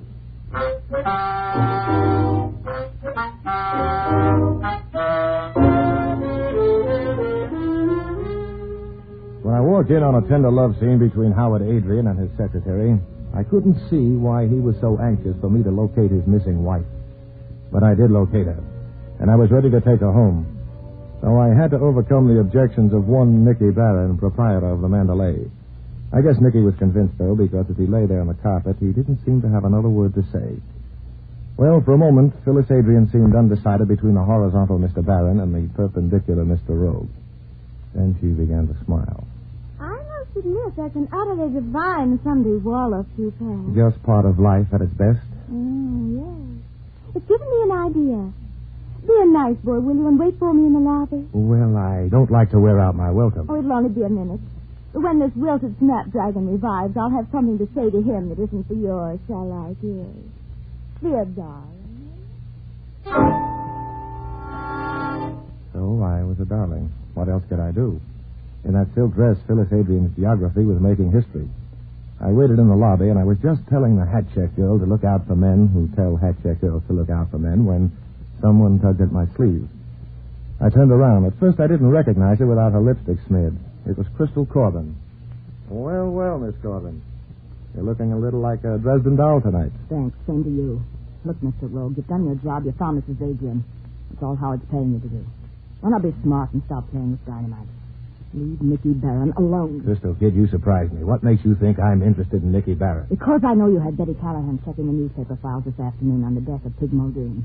And Nicky won't like that. My. It's a crime to waste those gams doing Nicky's legwork. What's your interest, Crystal? Well, you interest me. Enough so I wouldn't like to see that smile without any teeth in it. Why, Chris, I didn't know you cared. Mr. Rogue, forget Nicky Barron and get Mrs. Adrian back to her husband. Maybe I will, too. That's just what I'm trying to do, darling. If people will stop shoving Nicky Barron down my throat. Uh-oh. Here comes Phyllis. Forget this for me. Good boy. Right where I left him. Ready to go back to Papa? Oh, don't be so eager to get rid of me. I still have one more stop to make to bring about everything I've been trying to do these 2 weeks. You're important in my plans. Look, where do I fit in? We've only just met. Well, it's complicated, but you fit in. I'll tell you this much. I'm up to my mascara in a tricky business deal, and you're the lever I need to swing it. Uh-huh. Play along a few more hands without looking at my cards, and I'll cut you in on the pot. I've already got a deal from your husband, remember? Oh, I'll see you collect on that, too. And I'll double it. Say no more, I'm in. Now, whose grave do I have to rob? Well, you're not so far wrong as that, Richard. We're selling a course. But all you have to do is stand in the background and rattle its bones.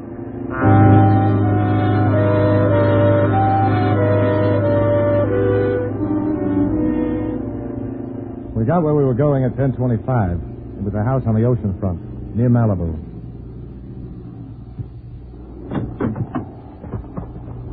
Whose place is this? Ask me no questions, Richard.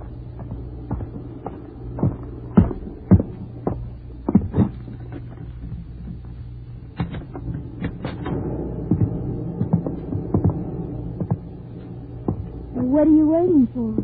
An engraved invitation? Nope, just looking for the light switch. Here it is.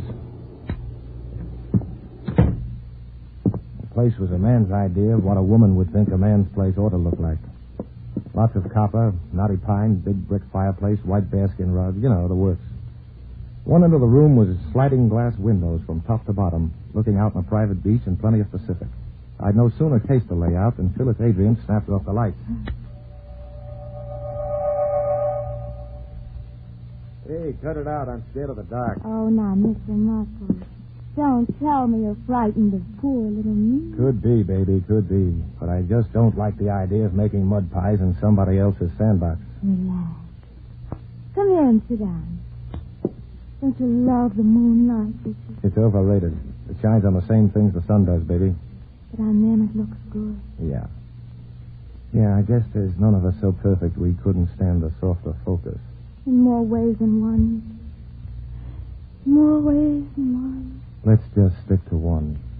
All right. What's up? Whose place is this? She smiled but didn't answer. And it was right then I began to feel that knot in my chest. The uncanny vibrations of something about to happen. And from then until it did happen, my heart was on a pogo stick and my nerves were skipping rope. Phyllis went to the record cabinet and fumbled through a row of platters until she found the one she wanted.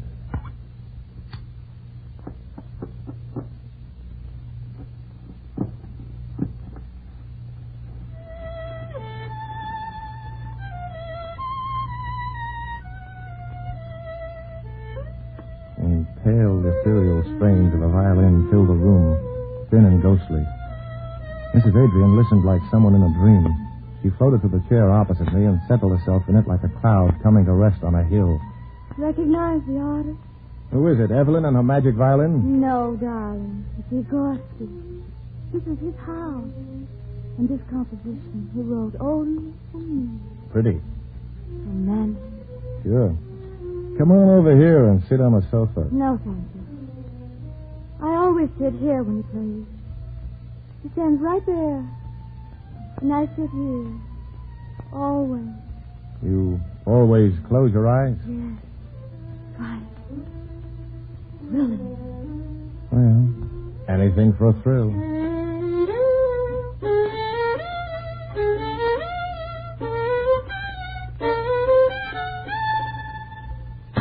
Well, music appreciation's a wonderful thing. But gunshot crescendos are too modern for my taste. I opened my eyes and leapt to my feet, and that knot in my chest pulled tight as a hangman's noose. Phyllis Adrian still sat where she was sitting. There was still a smile on her face. She still looked good. Yeah, good and dead. There was a gushing red hole in her throat. The clock said 11:05.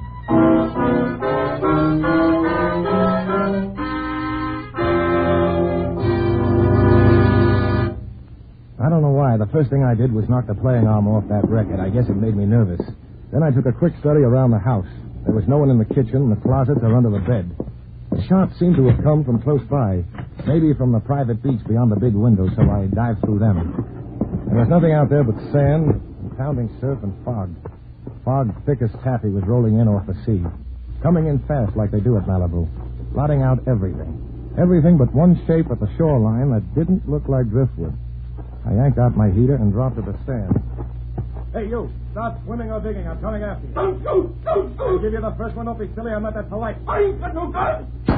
That proves I have got one. So you'd better start spitting bullets, kids, and make that first one count. I started inching toward him, my finger trembling on the trigger, ready for a duel in the fog, but he foxed me. He stood up and started waving his arms over his head. Don't shoot! Don't shoot! I'll give up! Okay, buddy, just hold it like that. Now, start talking. Who are you? Bert Hecht. Bert Hecht. Hey, the private snoop? Yeah, how'd you know? No, why, I'm the guy who hired you to find Mrs. Adrian. You're Richard Rhodes? Yeah, you're working for me. Well, I found her. Yeah, but I said find her, not get her dead or alive. Now, wait a minute. You ain't telling me I did it. Who else? You won't get sore? No, I won't get sore. You did. I did? Sure, I seen you. I was watching through the big windows. You were sitting on the couch with your back to me. She was sitting in the chair facing me. She was listening to the music, and all of a sudden you let her have it. What's the matter? Don't you like music? Not the kind you're making. I want to know how you happen to be outside that window. I told you to check hotels for Mrs. Adrian. Tonight I find you peeping through windows that belong to a friend of hers. You get around. You're terrific. Tell me your secret. Oh, well, I found a dame registered at the Wilshire Park Terrace as Adrian Howard. Howard, Adrian Howard. You get it? Wonderful. How'd you ever figure it out? Listen, if you can't praise the other guy's work, don't knock it. Okay, keep talking. Well, I checked the telephone calls, and they was all to this beach address. She wasn't in, so I come out looking for her. I looked through the window, and I seen it happen. You saw me kill her, huh? Well, it was kind of dark. Maybe it was two other fellas. And since it's you holding the gun, Rhodes, yeah, guess I must have made a mistake. If you thought I did it, why didn't you go for a cop instead of hiding out here on the beach? Oh, at your age, Rhodes. I didn't want no cops in on the deal. I was going to tell you, when you left, you've been in this racket long enough to know that there's more moolah in not telling who done it. You know what I mean? You'd put the hooks in me for a hush, eh? Well, we all make mistakes, Rhodes. Sure, but you're overdoing it. Okay, Bert, let's go inside the house. I'm calling homicide. You'll be sorry. Somebody's going to be sorry.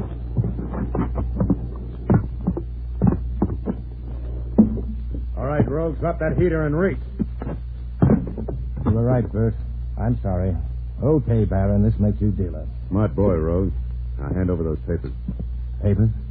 Oh, I might have known there'd be papers. Well, I hate to say this because I know what'll happen, but... What papers? Oh, that's it. It happened.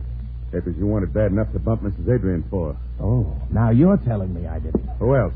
I thought you did. Now, wait a minute. I just walked into this. I found her that way. Don't try to hang it on me. Oh, don't mind him. He tries to hang it on anybody who comes along. Yes. Who's this creep? A business associate. You can talk in front of him. Okay. For your benefit, creep, this dame tried to shake me down tonight.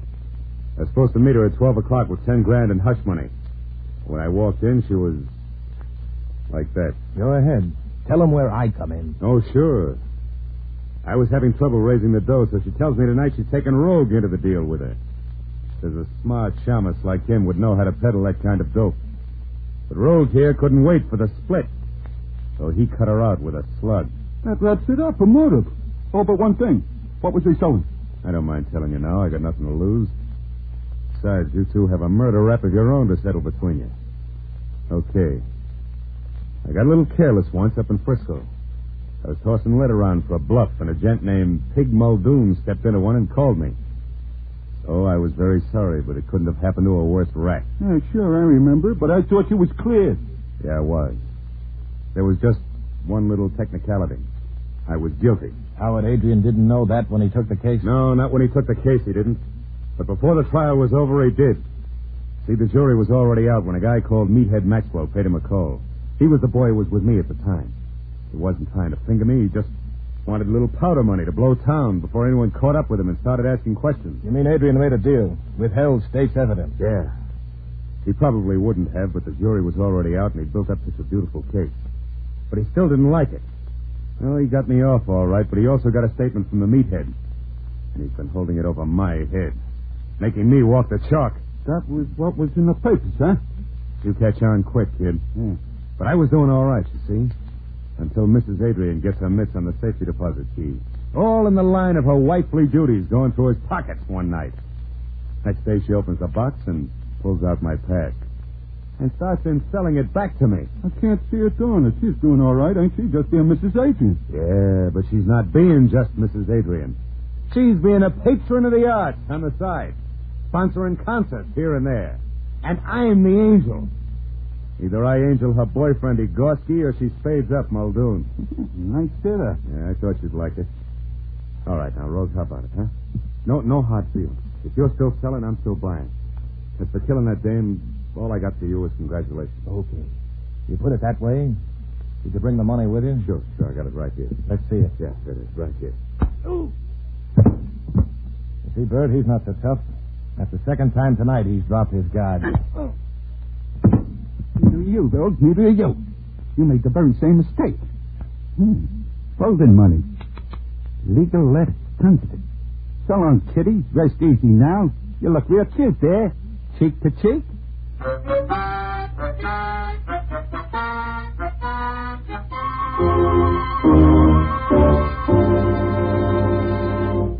Folks, here it is, a Bullet ballpoint pen, specially for you from the Fitch Company. Yes, it's made from a genuine U.S. .30 caliber machine gun cartridge. It's sleek, streamlined, all metal, and chrome-plated. Filled with non-smear ink, it writes for months. It's neat, compact, only 4 inches long, just right to slip into purse or pocket. Dad will want one for notes. Mother will want one for her purse. And kids, you'll be the envy of the neighborhood if you have one. And here's all you do to get your Bullet ballpoint pen. Send your name and address with 25 cents and the box top from any one of these 3 Fitch products. Fitch's Dandruff Remover Shampoo, Twin Oil Hair Tonic, or Skin Pep After-Shaving Lotion. Mail to Fitch, Des Moines, 6, Iowa. That's Fitch, Des Moines, 6, Iowa. Fitch is spelled F-I-T-C-H. And now back to Barry Sullivan as Private Investigator Richard Rogue in Rogue's Gallery.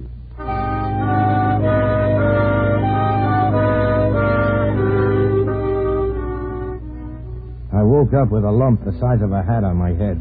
Both my playmates were gone. Hecht with the 10 grand and Barron probably after him with a grudge. And me with nothing but a corpse I'd have a swell time explaining.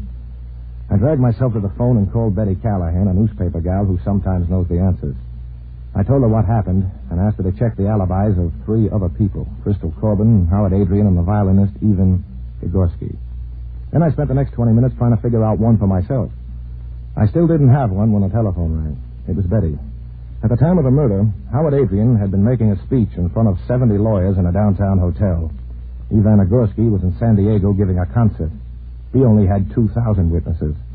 The way the alibis were stacking up, I figured Crystal Corbin would have been taking a bath in the Hollywood Bowl. But no, she'd been with Howard. Betty said she'd notified him and he was on his way out. So I had to have some answers ready fast. And then I saw it. The answer was in front of me all the time. Phyllis Adrian. The bullet had entered her throat at an up angle from somewhere near the floor. From that, I traced the possible trajectory of the slug to its point of origin and found myself looking at a wall gas heater with an aluminum grill work. I went over to it, knelt down, twisted some knobs, and removed the grill. There, wired to the pipes inside, was a .22 target pistol. A little further back, clamped to another pipe, was a silver tuning fork. 2 fine copper wires ran from the tips of the fork with the trigger of a gun. The trip hammer of the gun had been worked on with a file to make it respond to a hair trigger touch. I didn't have to test it to know that the tuning fork would vibrate to the crescendo in Nagorski's concerto, the concerto of death. Rose, we got here as fast as we could. What happened? Oh, Phyllis, how horrible. Oh, don't look, Oh, it's better you don't. I think she'd want a softer focus. But I don't understand. How could it happen with you right here? There's your killer, Howard. Death by remote control. Commits murder on cue to a musical note. Good Lord, what a devilish thing. But who? Why didn't you tell me your wife was in love with another man? What? But how could I? I never knew. You're sure of that? Of course I'm sure. What are you driving at, Rogue? Well, somebody knew. Whoever planted this gadget knew every detail. That she always sat in that chair, in that exact spot whenever she listened to him play. Who could have known that except the other man? Yeah, that's a natural thought, Crystal. I think it's what we were meant to think, but it isn't the answer. Do you know the answer? I know a lot of answers, baby. Now, did you ever tell Howard you were Nicky Barron's sister? How did you ever find that out? The old newspaper files of the trial, baby. You changed your name and the color of your hair, but you were still Nicky's sister, and you couldn't hide that. She wasn't trying to hide it. I knew it all the time. You can't persecute the girl because of her brother. I'm not trying to. I'm just saying she made a play for you so she could get her hands on those papers you were holding over her brother's head and destroy them. Right, Crystal? Oh, it may have started like that, but... Now, hold on, Rogue. You're not trying to say that Crystal I'm not saying anything. I'm just clearing the record. No. Crystal didn't kill your wife, Howard, because you did. Me? Rogie, do you realize what you're saying? What possible motive could I have? Well, I've got my choice of several, but most of them involve blackmail and legal loopholes, and you'd have had a neater way of getting around those, so I choose good old-fashioned jealousy, the one thing you wouldn't have known how to handle. You must be out of your mind. How could I be jealous of something I didn't even know about? But you did know it, Howard, and the very fact that you went to such pains to conceal your knowledge is the tip-off. But that couldn't be. Doesn't make sense. Howard loves me. You know. You saw. Sure I saw. I was meant to see. The guy's a lawyer, baby. You were Exhibit A. And I was going to be a star witness. You're skating on very thin ice, Rogue. What makes you think I knew? A little guy named Bert Hecht. A guy I hired to help me find your wife. Only he found her too fast. And he isn't that good. I figured right then he'd been keeping an eye on her for a long time for somebody else. But why me? You because he said you, Howard. Who but a jealous husband hires a detective to follow his wife? Yeah. Hecht's reports must have made good reading. All the intimate details about the private concerts and the special care. All right, Rogue, that's close enough. I'm sorry. Don't be a fool. Put on the gun. Yes, I'm really sorry, Rogie, for you. It's you I'm sorry for, Howard. Don't tell me that. Nobody feels sorry for me. Not Howard Adrian. I don't need it. Howard, you insane. Put down that gun. And you, Crystal, you tried to get close enough to hurt me just like all the rest, but you never could. Nobody gets close to me. Nobody knows what makes me tick in here. Save it for the courtroom, pal. You're finished. Yes, I know, but so are you, Rogue. So are you. If it hadn't been for you, Well, you're just too smart to live. Goodbye, Mr. Rogue.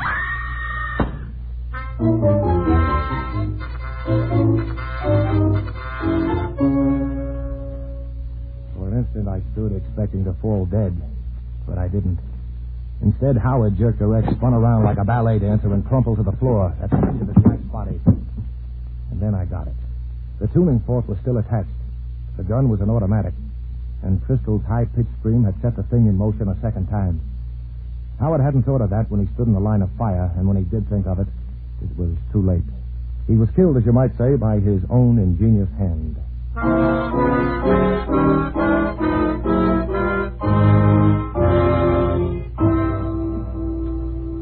Well, that wrapped it up. It was Bert Hecht's all-too-prompt appearance on the scene of the crime that had started the hunch I played against Howard's alibi. Just a little too coincidental. The police nabbed Hecht crossing the border to Mexico, and they picked up Barron while he was boarding a plane for Las Vegas. Hecht's original thought was to blackmail Howard. That's why he didn't tell me Howard had hired him 3 months before to spy on his wife. But the $10,000 was quicker, so he took that instead. Oh, yes, the papers. We never did find any papers. I kind of like to think that they didn't exist. You know what I mean?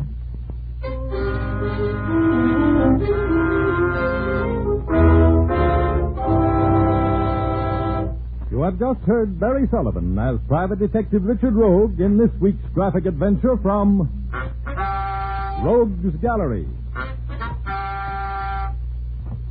I'd like to thank our Rogues Gallery players who were Lorene Tuttle, Gerald Moore, Peter Leeds, and Ed Mack. Thanks, too, to Charles Vander, producer and director of your Fitch Bandwagon Summer Series, Rogues Gallery. Until next Sunday, then, this is Barry Sullivan saying, don't forget to switch the pitch. Laugh a while, let a song to your style, use Fitch shampoo.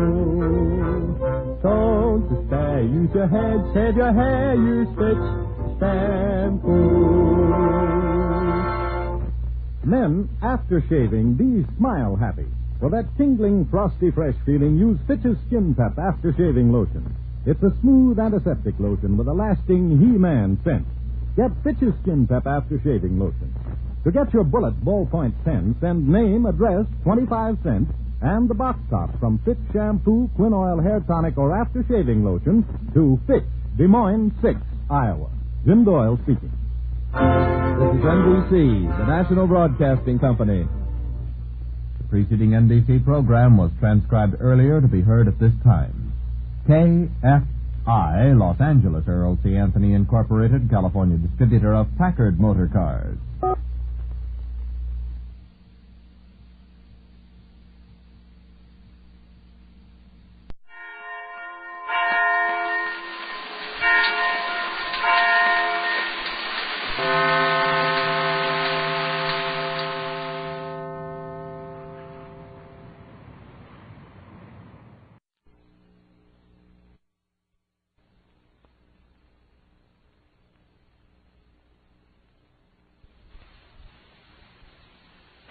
Tonight, Night Beat returns to the air for a special broadcast honoring the men and women of the working press, who day in and day out find and write the newspaper stories that keep us informed and entertained.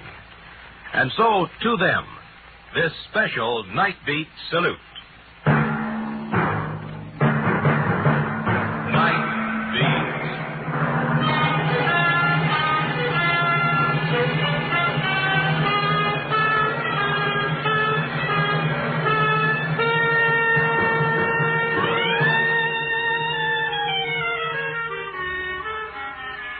This is Randy Stone. I cover the night beat for the Chicago Star. Stories start in many different ways. This one began in a nightclub with jazz music and laughter and ended in a church with organ music and death.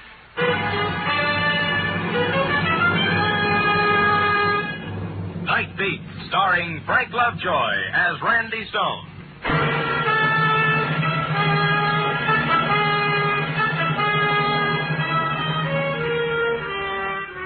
On my job, you sort of come to terms with the night. You have to, because that's where you learn the lessons of the day.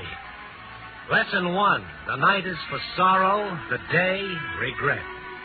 Lesson 2, you can't hide in the darkness, for the night has 1,000 eyes. Lesson 3 to 100, don't go looking for the dawn with a gun, because it might come up like thunder and leave you dead on the doorstep. Sob stories fill the night. Unhappy love affairs, girls gone astray, bookkeepers who stole from their tills, men who died drunk and friendless. Last night I decided to pass them up and stroll under the bright lights and listen to laughter. So I picked out a couple of fancy bistros on the Gold Coast and started the rounds to watch champagne flow and eavesdrop on the happy stories of success, promotion, love, and friendship. But it didn't work. Like an iron filing, I was drawn to the magnet of unhappiness. It happened in the Pelican Club. He was sitting alone, tall, gray-haired, rugged, a face full of some 50-odd years, I guess, and full of some other things no one could guess. There were 3 drinks at the bar before I made out who he was. A man who was once big in a way that only prohibition made them big.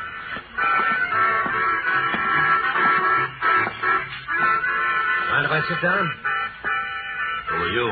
Randy Stone, Chicago Star, Mr. McMasters. Well, you're the first one. What first one? Who's recognized me? Oh. Well, only from your pictures. It was a long time ago. Time? I know more about time than you or that old guy they always have around on New Year's with the beard and the hay cut in. I just thought there might be a story somewhere. Sure. Sit down. I'll tell you a story. Once upon a time, there was a guy who had everything. Money, friends, a future. And a bunch of old women made a law called the Volstead Act. You remember it? Yeah, but I wasn't thirsty at the time. Well, a lot of people were. Everybody, in fact. You see, the law was always supposed to be for the other guy, not for them. But there were no other guys. So this fella I'm telling you about got on the bandwagon. He bottled millions of violations of the Volstead Act, made a lot of money, and a lot of trouble. Am I boring you? If you are, I asked for it, but you're not. Well, the trouble got him a lot of jail. 19 years of it. Started in 1931, ended just 2 days ago. I see. Now this guy's out, and he's going to stay clean. And they can pass 1,000 stupid laws, and he's not going to fall for any of them. He's going to do everything the way it says in the books and live happily ever after. How's that for a story? There's a good moral, but no drama, no suspense. Good. I hope it's real bad, because I don't want you to print it. Stone, I'm flattered that you recognize me, but I paid back 10 days for every one I took. All I ask is that you just let me alone in the papers. Okay, McMasters. As far as I'm concerned, you made your last copy in 1931. Stone, it's nice to come out of prison and have the first guy you meet turn out like you. Let me buy you a drink. He tried to be happy and gay after that, and I tried to help him. But there was a sadness about him that stood in the way. I wanted to ask more questions about times and places, but I didn't. Why is it when you come across the best stories, you fall all over your conscience? I know I couldn't print anything about John McMasters, yet I was still thinking about him an hour later at police headquarters while batting the breeze with Lieutenant Curly White. The lieutenant was on his way out to cover a hotel shooting, and I went with him. It was a showy place with glass doors and ebony handrails. The night manager was staining his alpaca jacket with nervous sweat. Please be as quiet as possible. I don't want it to sound like an Elks convention in here. Just tell us what happened. We'll pussyfoot throughout this. I don't know where to begin exactly. Somebody phoned down. It happened on the 5th floor. Said there was a shooting, so I went up there, but I couldn't hear any shooting or see any. You really can after it's over. That's rather obvious. What I meant Just tell us, was there a shooting or wasn't there? Well, did you think I'd call you men all the way out here if there wasn't? You think I'm a crank or something? That I like to have loud policemen stamping through the lobby exciting... Where was it? Where was what? Look, I'm going to ask you a question. I want you to answer in a single declarative English sentence. Now, you ready? Now, look here, I'm not a child, and you mustn't treat me like one. Where was the shooting? In room 521. All right. Come on, man. Don't you want to know who it was? Who? A man named John McMasters.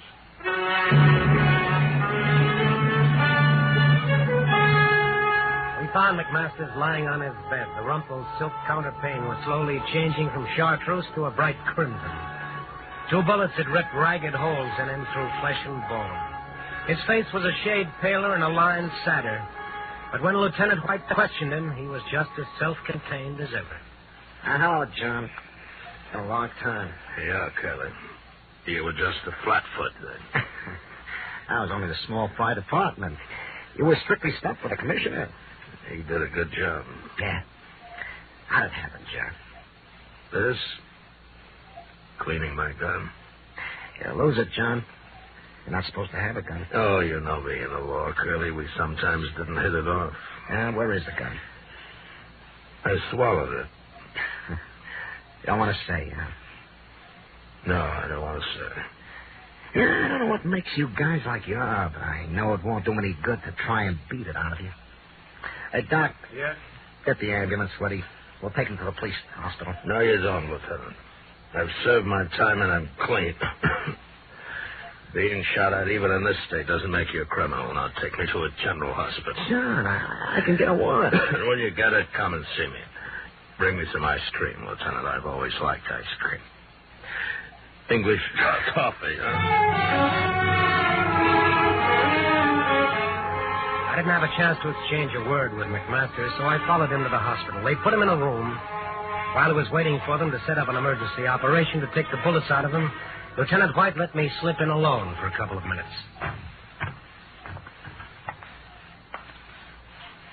Well, Scribe, you got yourself a story after all, didn't you? Well, not much of one, McMasters. A good reporter should find out a lot more, like who shot you and why. Oh. Well, I shot myself. And just for something to do. Look, McMasters, I'm not as old as you or as informed in the ways of crime, but I have a fair idea of how tough it is to come out of prison and start all over. I want you to know I'd be willing to help you if there's any place that you need help within the law. Just to get a story? I have a job that says I'm supposed to bring in stories, sure, but that isn't what I mean. Stone, it's just the way I said earlier tonight. It's a pleasure to meet someone like you. And if there was anything I could tell you or any way you could help me, you'd be the first to know. Let's put it this way. I have nothing to say to you now. Come and see me tomorrow. Maybe I'll have a story for you today. Masters was a riddle. His way of life, his long prison term, had equipped him with a certain stoicism that was almost impossible to penetrate. I could only stand and wait, at least I thought so at the moment. Lieutenant White was standing in the corridor when I came out. Find out anything, Randy? Nothing, Curly. Now, look, Randy, you're not pulling professional immunity on me, are you? I'm telling you the truth, Lieutenant. Hey, do me a favor. Hold my badge and my ID card. And what's this for? Well, I'm carrying those on a policeman. When I don't have them, I'm just a citizen. Now, this isn't for print, but in that room, on that bed, there lies quite a man. You couldn't fight it. Everyone who had contact with John McMasters felt the same way. Despite his background, despite his code, despite his record, there was quite a man. It occurred to me I should know more about him, so I went back to the Star offices and poked around in the morgue file. Its folder started 1912 and was fat with yellowed clippings all the way through 1931. The clippings didn't mention a family or much else except a lawyer associate, a man named Julian Glass. When I found out all I could from the clippings, I went back to his hotel to see if I could wangle another once-over of McMasters' room. No, I'm sorry. Reporter or not, it simply can't be done. The police left explicit orders. Yes, I know, but is there anything you need these days, like a new sport coat or a couple of golf clubs? Mr. Stone, do I look corruptible? Well... Excuse me. Yes, madam, what did you want? Mr. McMasters' room, please. Oh, well, I'm sorry. Mr. McMasters was taken to the hospital shortly ago. What happened to him? Somebody shot him. He's still alive? I wouldn't know. Why don't you call... Oh, pardon me, ma'am. I can tell you about John McMasters. Who are you? Mr. Stone is a reporter. He's still alive at the county hospital, and as far as I know, he's under excellent care. Thank you. Would you mind telling me what your connection is with McMasters? I have no connection. Goodbye. Oh, just a minute. You must at least know him. Young man, you either get out of my way or I'll call a policeman. And she could do it, so I stepped aside and let her walk out of the hotel, but I followed not far behind her. She was middle-aged, gray-haired, and well-dressed, and she got into a good-looking car, and I got her number. Then I called one. Lieutenant White. Randy Stone, Lieutenant. Can you give me a rundown on the license number? Oh, no, not at this hour. The files are all locked. But you know where the key is. How about it? Oh, what's it for? Can't it go until tomorrow? It's for a story I'm working on. If you help me tonight, maybe I'll help you someday. What would your reporters do without it? All right, give it to me. It's Illinois 13759 6. Illinois 13759 6. All right. Call back later, Stone.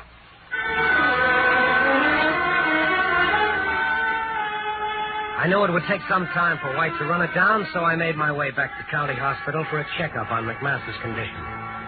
The reception desk seemed reluctant to talk about him and referred me to the head nurse, who sent me to the surgical OD, who took me to the chief doctor. He told me to look into a crystal ball. He's gone. We have no idea where. How could he be gone? Well, we started to give him a transfusion. He jumped up suddenly, knocked down two male nurses, grabbed his pants, and ran out of the hospital. Simple as that. I thought he was in a critical condition. He was. Now he's in mortal danger.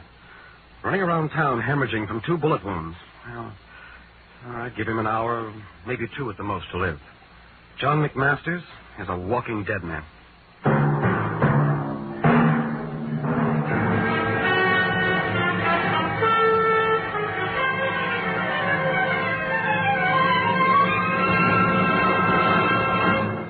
NBC is bringing you Night Beat, starring Frank Lovejoy as Randy Stone.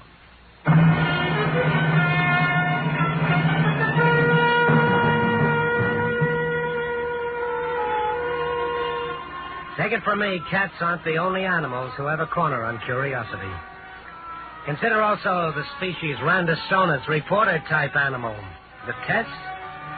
When an ex-big shot of the roaring 20s, minus a quart or two of blood from bullet wounds, walks out of a hospital bed in the middle of the night, reporter walks too. Well, call it curiosity or just say I liked what I'd seen of the guy. All I know is I didn't want Big John McMasters to bleed to death walking around town, so I went out looking for him. And because I thought he might go to a friend's, I looked up his only known friend, another man of the same period, Julian Glass, attorney at law. He lived not in a glass house, but in Cicero, in the crummier half of a yellow duplex. Young man, the drugstore delivers what I need most. The telegraph office, what I dread most. Obviously, you represent neither concern, and therefore you are no concern of mine. Now, wait a minute. Are you Mr. Glass? I am he, and I am drunk and disheveled, and it's 3 o'clock in the morning. I'd like to talk with you. May I come in? You may not. This isn't exactly the hour for making calls, but I did stop by and pick up something to take the edge off. Eh? It's bonded. Oh, inside. Thank you. Your apology. There you are, Mr. Glass. Ah.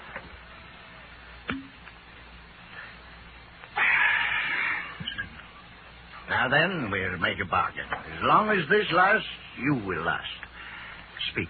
I'm looking for a man.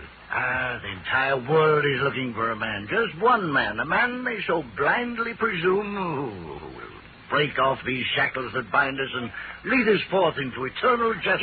Yes, sure, but that's not the man I'm talking about. I'm a friend of John McMasters. You? You come from that place? Silence are not on you. The pallor's not with you. No. Oh, you lied. I didn't say that I was a convict. I'm a reporter. McMasters is out of prison. I'm aware of that. But did you know he was in an accident tonight, or he was attacked? I don't know which. Anyhow, he was shot, and an hour ago he left his hospital bed. I thought he might have come to you. What made you think that? You're the only man I know who might be his friend. Has he contacted you tonight? He has not. Is he here? He is not. Mr. Glass, if he isn't hospitalized soon, he'll die. Why is the phenomenon of death so persistently alarming? So you die. They all die, usually from a bullet. Well, Mr. Glass... You've impressed me with the urgency of his situation. But John McMasters is not here, nor has he been here, nor has he contacted me. Well, I was just trying. I believe you. Your concern for him is a distressing irritation. What's the reason for it? As I said, I'm his friend. I like him. I think he deserves to live. You? His friend? Now, his friends, for the most part, are gone like the years, like Homburg hats and the Charleston and Lime Ricky. Ones who are left are broken and tired with old faces, faces like mine, like his, and they should be gone, too. Another age is here. Are you sure you're his friend? I once thought so. He once thought so. But now, I haven't enough strength to be his friend. Oh, Mr. Glass, Hello, people. Who's your friend, Julie? Mr. Glass to you. All right, Mr. Glass. Now tell me, who's this? This is Mr. Stone. Mr. Stone, this is Mr. Engel, Marty Engel. I'm an associate of Mr. Glass's. Mr. Stone, I haven't seen you around before. Obviously, you just met Mr. Glass. Or you'd never offer him a drink. I wouldn't? No. You see, I sort of look after Mr. Glass. We're old friends. I was his office boy once, then a notary public. And when I finally got my degree, I became his partner. More or less. Isn't that right, Mr. Glass? Marty, you don't have to do this in front of Mr. And Stone. since Mr. Glass has fallen on some bitter days, shall we say I've undertook to assist him. Perhaps, I can help you? I don't think so, Mr. Engel. Then would you be good enough to leave? Marty. Shut up. Mr. Glass, give Mr. Stone his bottle. Go ahead. Here. There you are, Mr. Stone. You were just leaving, weren't you? Julian Glass stood helplessly by watching. The look in his eyes held the same sort of sadness I'd seen in McMasters' eyes. But they were different, too. They held a weakness. The strong, sad eyes were somewhere else in the city, walking alone. and the lifeblood was slowly draining from the body that sparked them. I wanted to find McMasters more than I wanted anything in my life, so I went to the only other source I knew, the license number that belonged to a gray-haired woman with a kind face. Lieutenant White had done his duty. Randy, I shouldn't do this sort of thing. Now, come on. Tell me about the license number. Pleasure plates. Car owned by a pony named Constance Gardner, age 22, this city. Address? This is the 900 block at Sheridan Road. What number? Look it up yourself. I did what I'm not supposed to do already. I drove out there with a feeling that I was racing death. I was in the 900 block right in back of the Shawnee County Club, a nice big colonial house in a nice neighborhood. The sky was beginning to quiver and shake off the blackness of night. I parked in front, wondering whether or not I should ring the bell, and then I saw a light in the back at the kitchen. Everybody seemed to be staying up that night. Oh, come in. You must be the man from the florist. No, I'm afraid not. My name is Randy Stone. I'm from the Chicago Star. Oh, you reporters do work all hours. But we aren't being married until 7. Are you Constance Gardner? Yes, but you want to talk to Bob, not me. He's the one who's rich and famous. I'm nobody. I think I want to talk to you, Miss Gardner. Well, all right, Mr. Stone, but I have so many things to do this. Oh, Dwight. Say good morning to your bride. Bob, you shouldn't be here. It's bad luck or something. Oh, Mr. Stone, this is my fiancé, Bob Meredith. Bob, Mr. Stone's from the papers. Hi. Mrs. Stone, I want to interview you. Now, looking at her, wouldn't you say I'm the luckiest man in the world? I'm glad to meet you, Meredith, and congratulations. Thanks. Constance, you simply must hurry. Why, Bob, what are you doing here? You know it's not right. Mother, I want you to meet Mr. Stone. He's a reporter. Mr. Stone, this is my mother, Mrs. Gardner. How do you do, Mr. Stone? It was the same gray-haired woman I'd met in the hotel a few hours before, and I had to hand it to her. She looked right at me like she was meeting me for the first time. We shook hands. Hers was steady and firm, and her eyes didn't leave mine, but there was something in her look that pleaded, don't. Mr. Stone, perhaps Mother can help you. Excuse us, please. Sure. I'll have to get rid of Bob and get some things done. Well, of course. So that's my cue. So long, Mrs. Stone. Gonna cover this wedding? Well, if I don't, one of the other boys will. Nice to meet you. Bye. You look like a real nice pair of kids, Mrs. Gardner. They are. But I doubt if that means anything to you and your newspaper. Well, you were trying to reach John McMasters at his hotel tonight. You obviously have some connection with him. I don't care about that or the story that goes with it, Mrs. Gardner. I'm only looking for him. Is he here? Of course not. He's in a hospital. You told me that yourself. Well, he left the hospital. He walked out. He's wandering Chicago somewhere right now in a serious condition. Oh, no.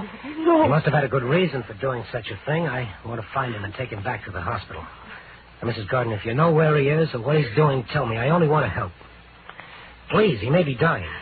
I believe you, Mr. Stone. You have any idea where he could be? There's something you should know. Something that shouldn't be written in the papers. Please. That lovely girl who just walked out of this room is John McMasters' daughter. In 1931, I adopted her and raised her as my own. No one knew about it. John promised he would never write us or bother us in any way, and he's kept his word. But you were trying to see him tonight. Why? 2 days before he was released, a man came here. He said he knew Constance was not my real daughter. He said he wanted money to keep it quiet. He'd expose her. Did you pay this man off? No, I contacted John and told him. He said not to worry, that he'd take care of it. He got shot tonight trying to take care of it, and he's out right now still taking care of it. Who was the man? Well, I don't know, Mr. Stone. I never saw him before. He just said that John would know who he was. Oh? Was he big, tall, short? He'd been drinking heavily. He seemed cultured. Julian Glass. A lawyer. He'd know about the trust fund and the adoption. He probably handled it all. Julian Glass was a drunkard, true, but he didn't strike me as a blackmailer. I was thinking of his friend, Marty Engle, as I drove out to Cicero as fast as I could. 3 squad cars were already there, and then I noticed with a sinking heart that a hearse was also there. I was too late. The milkman filled in the details. It was awful. It happened so fast. Suppose you tell it fast. I'm delivering my milk when I see this tall guy with a gray hair come staggering up to the steps, sort of pale. He pounds on this door here. Mr. Glasses? That's right. A young guy with a briefcase opens the door. The police say his name is Marty Engle. Yeah, go on. The young guy, sort of wise-like, says, "Hello, you come to pay off, huh?" And the big guy says, yeah, Marty. And he opens up and Engel goes down. But he ain't dead yet. And then Julian Glass reels into the picture, and he falls in front of Engel's gun, just as he points it at the other guy.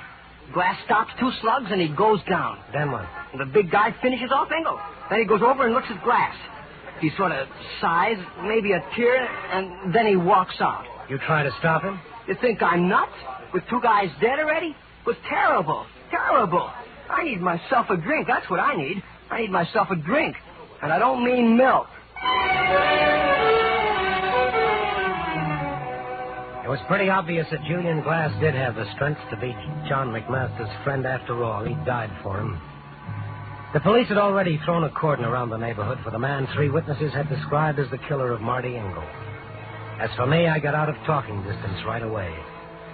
It was easy to see it had taken McMasters half the night and most of his strength to get to Marty Engel, but I was certain he still had some strength left.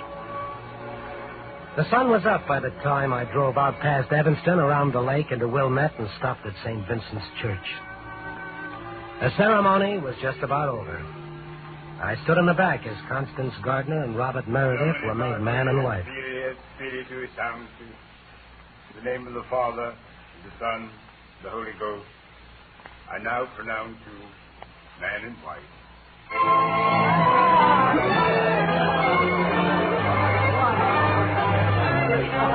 They turned around and started down the aisle. That was when I noticed the tall, gray-haired man leaning quietly against the door.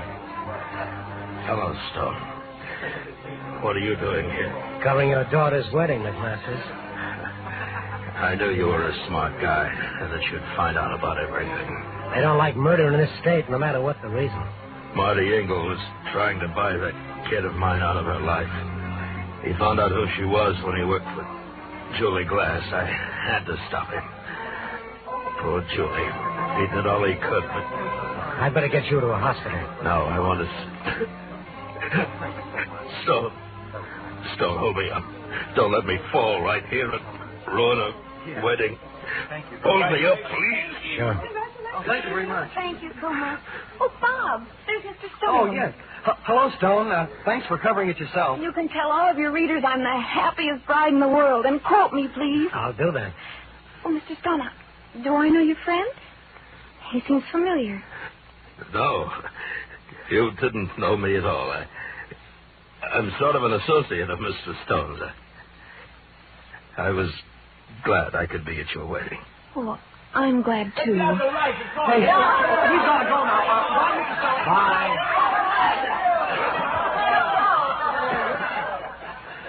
Well, I told you you'd have a story this morning, Randy. You're going to print it? Nope. Thanks, Stone. Like I said, you're the kind of a guy I'm glad to meet.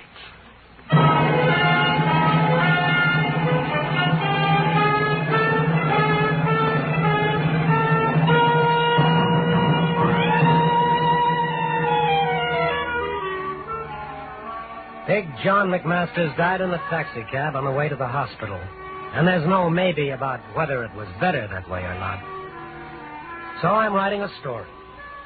It's all about laws that made criminals and laws that made them not criminals. It's kind of a wandering piece of copy that doesn't really get anywhere and never really solves anything.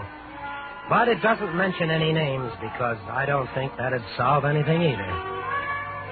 Maybe Julian Glass was right when he said, they're all gone now, and the ones who are left are broken and tired with old faces, and they should be gone, too. I wonder what he'd have to say now that he's gone with them. Copy, boy.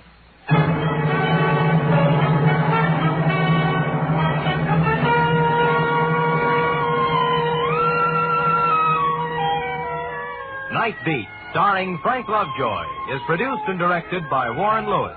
Tonight's story was written by John Michael Hayes and E. Jack Newman, with music by Frank Worth. John McMasters was played by Bill Conrad. Frank Lovejoy may soon be seen in Warner Brothers' I Was a Communist for the FBI. And now, here again is our star, Frank Lovejoy. Someone once said, a guy meets so many interesting people in the newspaper business, and somehow they all turn out to be newspaper men. Well, in portraying a reporter on Night Beat, I've met my share of the press, and I'd like to double that quotation in spades. Tonight, I want to congratulate the new president of the National Press Club, Carson F. Lyman, and salute Frank Rogers, Washington correspondent of the Los Angeles Daily News, who was elected secretary of that organization. They're a great bunch of folks, these guys and gals of the working press, and I'm proud to be permitted to portray one of them. Good night.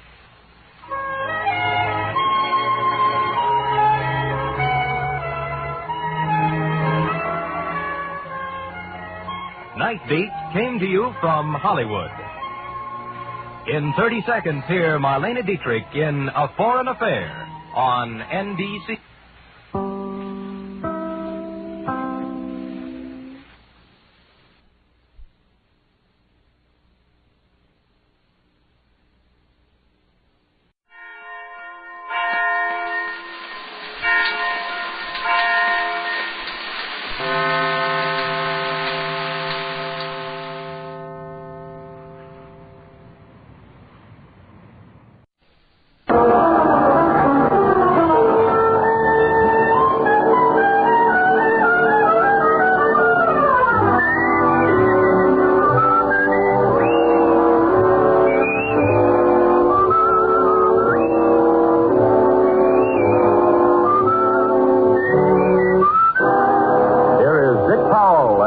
Diamond's private detective.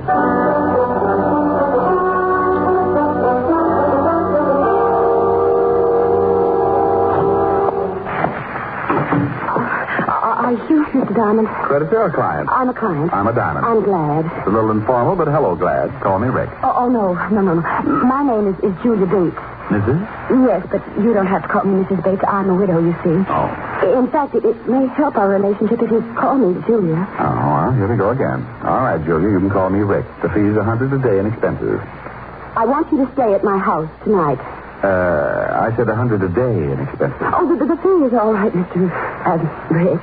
Money means nothing. Yeah, well, you think your way and I'll think mine. I'll make out a check right now. No hurry. Anytime in the next 10 seconds. Oh, yeah. Thanks.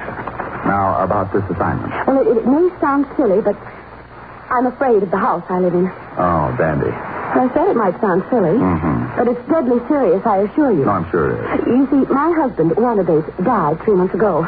He was a very strange man and believed devoutly in many forms of mysticism. Oh, yeah. He built this house as a monument to his beliefs and filled it with secret passages and rooms and steps that lead nowhere. Because of the money. In his will, Warner stipulated I was to live in the house for a period of 3 months following his death. The 3 months is up tomorrow. And it doesn't help that Warner is buried in the basement vault. What's he doing? Watching Benny's money? Well, he had a crypt built in the cellar, and a key, the only key to it, was placed in his coffin. What's supposed to happen tonight? Well, let me tell you the whole story. A month ago, I began to hear the strangest things in the house at night, and I found food half-eaten on the kitchen table. Ever try setting traps? Well, the worst shot came when I went to the cellar a few days ago. I found footprints in the dust, naked footprints, leading to and from the crypt. Maybe he had to take a shower. Oh, please let me finish. On his deathbed, Warner swore he'd visit me at the end of the 3rd month, and if he could, take me with him back to the spirit world. Oh, and tonight is the night. Yes. At first, I didn't think it was getting me, but... Oh, I'm scared, really scared. Yeah, well, now, look, baby, let's get off this misty kick. Who inherits if you don't live up to your requirements? Well, that's just it. No one. That is, no person. The money goes to charities and schools. Mr. Anderson, the executor of the estate, says the will is foolproof, legal, and binding. Either I live in the house until noon tomorrow or forfeit the inheritance. So what you wanted me to do is hang around tonight and see that hubby doesn't go death watching. Yes, that's right. You don't have to be there till dark, but, don't be any later than that. Say 6 o'clock? Excuse me. Diamond Detective Agency, freewheeling corpses. Ask the man who killed one. Rick, when are you going to stop those awful slogans? Oh, hello, Helen, baby. Can I call you back? Got a client. Oh, all right. Is she pretty?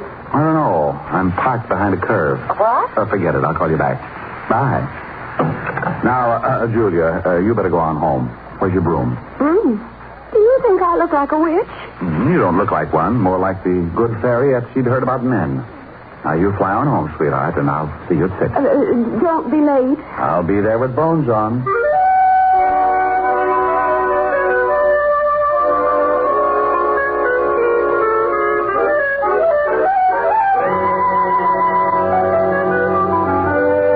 I tried to uncurl my toes and get my mind on business. Thinking of my spooked client didn't seem to help, but it was business. It was getting pretty late in the afternoon, so I put the office to bed for the night, picked up a bite to eat, and went over to the 5th Precinct to keep a coffee date with Lieutenant Levinson. When I walked into the squad room, I spotted Sergeant Otis with his nose in a book. Now, hello, Otis. What's with the book? Don't tell me you're learning to read. Hello, Shamus. How's tricks? The book, Sergeant. What's the book? What book? Lieutenant's inside. He said for you to go right in when you came. Otis, tell Uncle Richard about the book. Oh, it's just a book. Yeah, I was trying to improve myself. Well, don't feel ashamed, Otis. You've got reason to do that. Yeah, very funny. I see. The art of graceful dancing. Otis. Well, what's wrong with me dancing, Shamus? I don't want to be no social outcast. Dancing? Well, maybe. But graceful? Otis, you couldn't be graceful even if your feet did match. Tell you what, though, I'll give you a hand. Now, just open your arms and pretend you have a dame. Go on, I'll start you on a waltz. Well, okay. Da-da-dee-dee-dum. Da-da. Oh, no, Otis. You look like an elephant with sprained ankles. Now, try again and close your eyes. Da-da-dum-dee-dee-dee. Otis, put me down. What? Oh, yeah, I'm sorry, Lieutenant. I thought you was a dame. You what? Oh. I mean, I had my eyes closed. I was dancing. Oh, Lieutenant, the Shamus talked me into it. Rick, would you mind telling me what you're doing? Saving Arthur Murray ulcers. Yeah, well, come on in and get some coffee. And Otis. Yeah? Shut up. Shall I pour? Please do. You know how I like mine, Walt. No cream, 12 lumps. Better change that. I would think so. Okay, how many? Make it 14. Your coffee's stronger than mine. It's not so strong, Rick. Here. Thanks. You better wipe that spot off the desk. The varnish is beginning to smoke. Your jokes aren't any better. Gonna stick around for the hard game tonight? I can't, Walt. Got a client with a house full of spirits. What? The dead kind. Would you on the job? There'll be corpses jumping out of every window. Yeah. Well, if they start, I'll give you a call. I know. Why don't you give up being a detective, Rick? Play postman or something. Walt, you just don't seem to appreciate my favors. I'm getting late. It's nearly 6. It's a peaceful night, Rick. See if you can't keep it that way. Oh, sure, Walt, sure. This is one night you can take it easy. Give me 2 more lumps, please.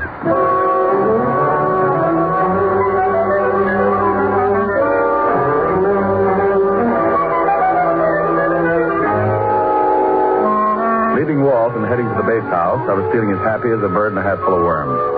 I had $100 to stall off the landlord, a lovely red-headed girlfriend with curves, and a spooked client with troubles. Everything great. Then the storm began to blow up.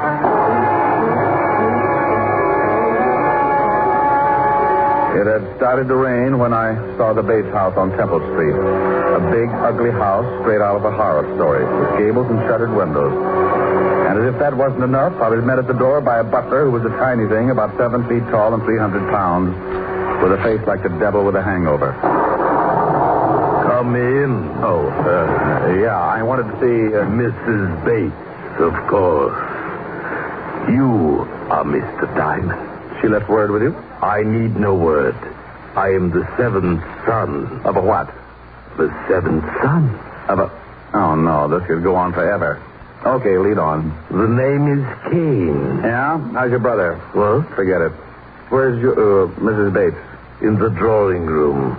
This way, sir. Cozy little mausoleum. What time do the ghosts come out? Usually right after the vampires, sir. Oh, dandy. I hope they have an early show. Oh, it will be soon enough, sir. The dead are restless tonight.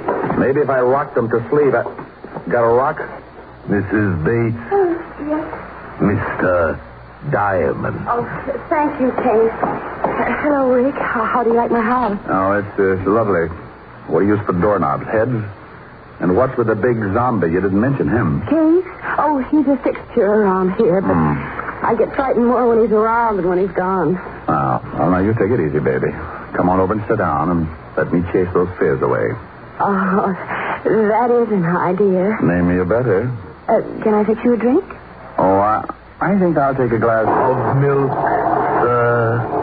Here you are. Oh, now, hey, look, Crusher, put a bell around your neck or something. One more surprise like that, and you'll be best man at a funeral. My apologies. Your milk, sir. Yeah, thanks, sir. Come on, Julia, let's get back to where we were. And you, Kane, you... Hey, where'd he go? Wait, there it is. Huh? Yeah. That's the way it starts. Listen.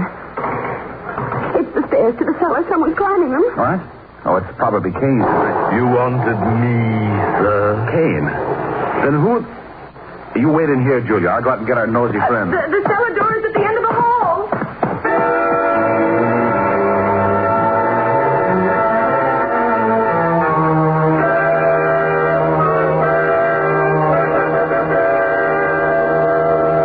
Julia looking as nervous as a one-legged man walking a tightrope and took off down the long hall. There was only one door, the one to the cellar, so I opened it and flipped on the switch. I was moving my ankles down the creaking steps when I heard trouble. What the devil? Julia! Are you hurt? What is it? Rick, over there in the closet. A dead man. Oh, no. There's no dead man in here. Not there. But I saw him, Rick, I swear. There was a man in there. He was all bloody, and there was a big knife in his chest. Oh, but you must have been mistaken. About a corpse, Rick. He was there. I don't see it. Oh, wait a minute. Still on the floor, blood stains. You see, there was a man in there. This is blood, all right. So where'd the body go? He couldn't have been moved that fast. Unless... Where's Kane? Right here, Mr. Diamond. But I did not move the dead one. No? Where were you just now when Julia screamed? Having tea with a vampire? No, I was in the kitchen, sir. Do not be mystified, Mr. Diamond. Accept the fact that you are in a house controlled by the other world. There's been a murder, Kane, and that brings it into this world. Who are you calling? A real-life cop who likes to know about dead bodies kicking around. Lieutenant Levinson, homicide. Walt, Rick. Oh, no. I know that tone. Where's the body? I wish I knew. Come on over to 209 East Temple Street. Wait. What do you mean you wish you knew? Is there a body there? It's here someplace. Now, don't argue. Get over here. Wait. And hurry. Now, Kane, you can go back to the kitchen, but stay there. Don't roam around. As you wish, sir. And now, Julia, baby, we're going to do some investigating. Investigating? That's right. I got a big yen to see what's in that vault downstairs. And this time, I'm taking you with me. But, Rick, it's locked. I hope so, but I'm not making book. You mean you think it may actually have been Warner come back from the dead? And kill that man, I mean? Right now, I don't know what to think. I wouldn't be surprised to run into Dracula sitting on top of the Wolfman. Here's the basement. Hey, who turned out the light? I know I turned it on before. Yeah, that's better. Come on. Oh, it's cold down here. Oh, hurry, Rick. I'm getting scared. No, I don't like to feel it myself, but I want to check this vault. See the footprints there in the dust? I see them, but I don't believe them. Not yet. Yeah, I'll try the door of the vault. Why, it's unlocked. Yeah, and look what's inside. The coffin is empty. It's empty, all right, and it's open. Are you going inside? No. I think I'll stay out here. Oh, the light. Rick, who put out the light? It wasn't Edison, baby. We got company.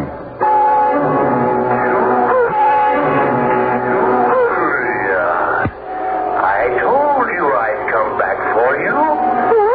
Hey, what is this? I am dead. Oh. You know I am, don't you, Julia? Yes. Huh? Yes, I know it's you, Warner. I'm coming for you tonight, Julia.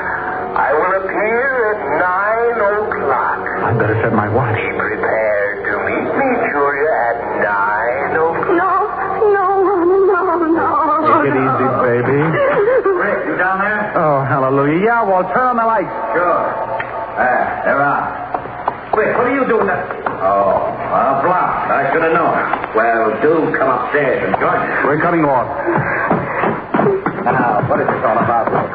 Hey, in a minute, Walt. Otis, help Mrs. Bates into the living room. She's pretty shaken up. Sure, Chalmers. Come on, lady. Now, what is all this about, Rick? Now, come on back downstairs with me, Walt, and get your gun out. Somewhere in this cellar is a dead man with a lousy sense of humor.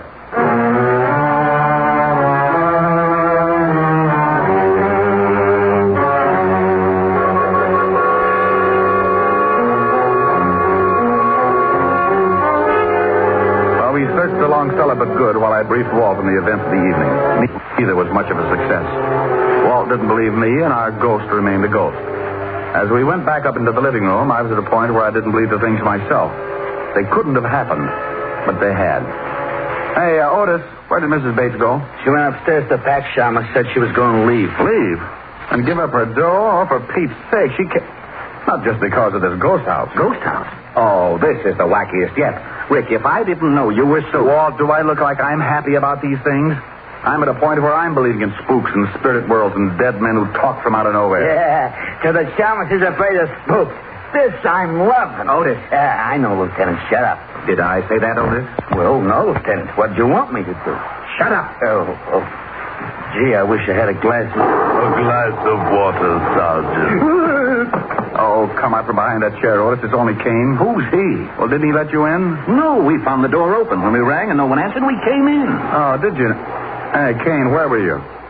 Didn't you hear the doorbell? I knew the door was open, Mr. Diamond, and I was busy. Like maybe playing ghost? No, sir. Baking a cake. Cake? Oh, swell. Rick, I'm all packed. Will you take me to a hotel? But, Julia, look, you can't leave. Think of the money. Money or no money, I'm getting out of here, Rick. That was Warner's voice, and I just don't have the nerve to stay. Oh, but look, baby, you know there aren't any such things as ghosts. Do I? You were in the cellar with me. You heard him. And did you find anybody down there afterwards? Well, no, but... Just a minute, Mrs. Bates. You saw a murdered man earlier this evening, didn't you? You know I did, in that closet. Yeah, well, until I find out who he is and who killed him, you don't leave this house. But Warner... I'm sorry, Julia. We'll protect you, but you can't leave. Otis, take Mrs. Bates into the library and make her comfortable. Hey, Lieutenant. Come on, Mrs. Bates. Well... Now, Rick, enough is enough. How could there have been a body in that closet one minute and not the next? Where did it go and why? Well, how the devil should I know? She saw it, screamed, I ran back, opened the closet, and it was gone. Oh, great. Now, come on. I want a better look at that closet. Well, looks all right. Wonder how it sounds. Use your gun butt on the wall. Yeah.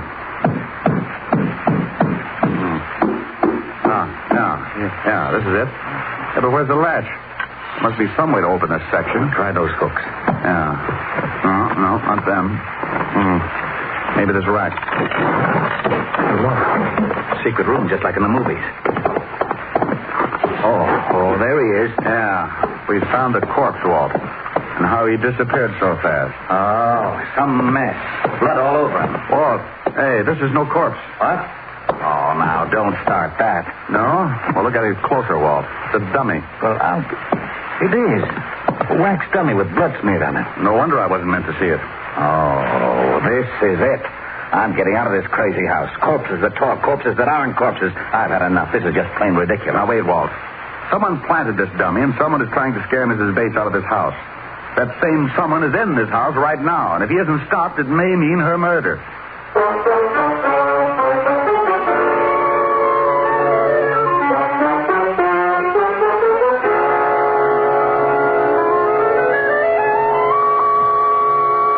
How are you feeling, Julia? I'm exhausted, Rick, but We found the body, Julia. It was a dummy. A dummy? Well, then there wasn't any murdered man? No, this whole thing is a bluff, even that voice in the cellar. Oh, no, that couldn't be. That was Warner's voice, Rick. I know it was. And he's not in his coffin. I know, baby, and I think that's all phony, too. Now, tell me, who knew that only key in the coffin business? Well, just myself. And Mr. Anderson. Anderson? Oh, that's right. You remember, he was Warner's lawyer. Oh, yeah. Now, how about Kane? Did he know of the key? Well, I don't know, Rick. He may have. Warner confided in him a great deal. Rick, this isn't getting us any place. Come with me. Otis, you stay with Mrs. Bates. Yeah, Lieutenant.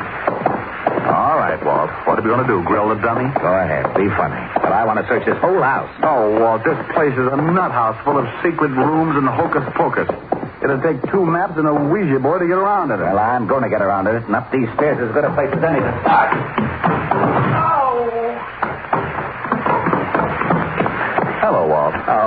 stairs that lead to a blank wall. Rick, that's too much. Now, would you stop playing games? Playing games, he says. Oh, where is my bicarbonate? Here you are, Lieutenant. Sorry to be late. Where's the Thunder King? You missed your cue. Will there be anything else, sir? I don't see how, sir. Not unless Frankenstein drops in for a game of jack. I doubt if he will. Tonight it's at his house, so I'll be on hand if you need anything. We won't. Go on back to your embalming. Come on, Walt. You feeling okay? Oh, I'll never feel okay again. Rick, I've stood for your getting me mixed up in some crazy cases, but this night I'll never forget. Oh, don't quit on me now, Walt. We still have to find that spook and keep Julia from being killed. How? Please, tell me how. Look, he said he was going to appear at 9 o'clock tonight to take her to the spirit world with him. Yeah, well, I'll get a squad down here to see that he doesn't. No, Walt, wait. He'll never show up if we're all hanging around, right? Well, yeah. The only way we can catch the ghost is for him to show up, right? Yeah, go on. So what do we do? So we pretend to leave. Make a big fuss about giving the whole thing up. Then we sneak back in and hide. We wait and see if he shows up, and when he said he would, and if he does, we nab it. Case closed. Well, it sounds screwy, but to wind this case up, I'll buy anything. Where do we hide? We'll get Julia to wait in the living room. We'll sneak back and hide in that secret room behind the closet. If the ghost shows, we can grab him as soon as he gives himself away. And I think he'll show.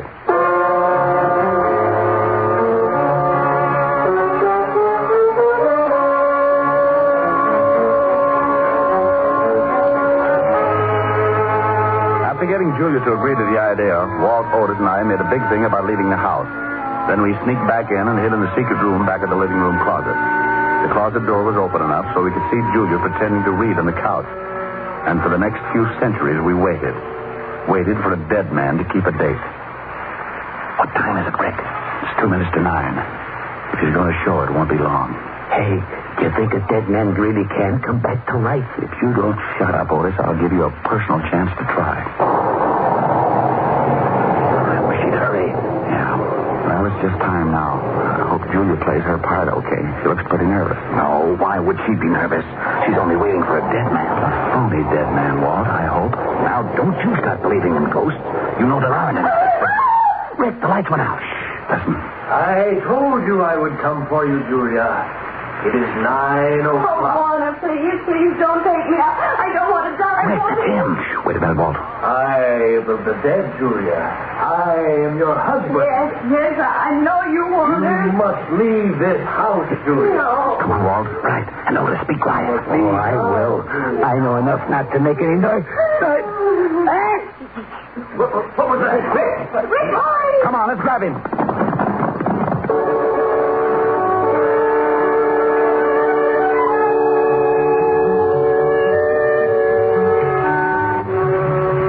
Took off after the ghost. It led us on the screwiest chase yet, in and out of the secret passages, upstairs, and then back downstairs again. Trying to lay hands on him was like trying to swat a fly with a piece of string. He finally made a break for the outside door. Then, not to be outdone, I made like a big athlete. Hey, that was a pretty nifty tackle, Diamond. Think you okay? Yeah. As soon as I get this hood off, I'm going to have a few words with this spook. There. He's out cold. Otis, bring Mrs. Bates in here. Oh, okay. Come on, you. Wake up. Who is he? I don't know. Come on, wake up. Before I make a real ghost out of you. Okay, don't hit me anymore, please. Here she is, Lieutenant. Mrs. Bates, do you know who this man is? Why, it's Warner's lawyer, Mr. Anderson, the executor of the estate. Sure, baby, had to be. All right, Buster, what's the story? Oh, all right. Those are the money. If I could get Julia to break the will, I had a dummy charity set up so I could get the estate. He's all yours, Walt. Wrap him up. It'll be a pleasure. Otis, put the cuffs on him. Take him out of here. Yeah, Lieutenant. Come on, Spooky. Well, that takes care of that. Hey, what about Kane? He must have known about all this. Of course I knew, Lieutenant, but I did not wish to intrude. Those who interfere with the dead pay their own penalty. Lose their haunting license? Nothing. Oh, sir, my cake is done. Would you like some? It's devil's food. No, thanks. I'll skip it. With nata. Julia, walk me to the door. Oh, of course, Rick. I'll leave you with Kane, Walt. Tell him a ghost story. Feeling all right, baby? Oh, yes, much better. I'm fine now that I know there's nothing to be afraid of. Tomorrow I'll be moving into an apartment. will you come and see me? We have things to talk over. Like what, honey? Like sharing a mood. You know. Just the two of us.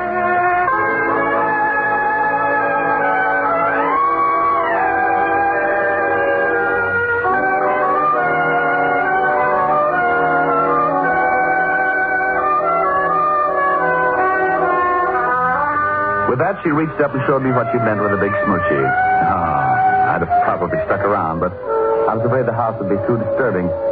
I wouldn't have minded having to get up to chase the bats out of the room, but with Kane showing up every time I wanted something, well, that could have led to complications. So I left Walt and Otis to clean things up, bid a not too fond farewell to Kane, and went from the house of horror to the one that was full of redhead and the piano. The redhead was wearing a red dress with a new, you know what I mean. Well, didn't think you were going to make it. Had a tough case tonight, honey. Thought I might not get away at all. Mm-hmm. I'll bet you did. Why, Helen, baby, all of a sudden you sound suspicious. Without any effort, darling. Especially when it comes to blondes. Blondes? You mean girls? Girls. Blonde girls with hair like this on your lapel. Oh. And the lipstick on your cheek and the look in your eye. Oh, you know how it is, honey? Brilliant detective saves client's life and fortune. She had to be grateful. Brilliant detective. You keep on making me so jealous of you, and one of these days the world is going to lose a brilliant detective. No. Someone going to rub out Sam State? Oh, what's the use? Oh, now, baby, don't be mad. Come on, let's next. No. I'm upset and I'm unhappy. If I sing, will you be happy again? I don't know. Well, I'll try. I'll sing my red old head off. I need your love so badly. I love you oh so madly. But I don't stand a ghost of a chance with you. I thought at last I'd found you, but other loves surround you, and I don't stand a ghost of a chance with you. Are you listening? If you'll surrender just for a tender kiss or two, I discover that I'm a lover meant for you, and I'd be true. But what's the good of scheming? I know I must be dreaming, but I don't stand a ghost of a chance with you.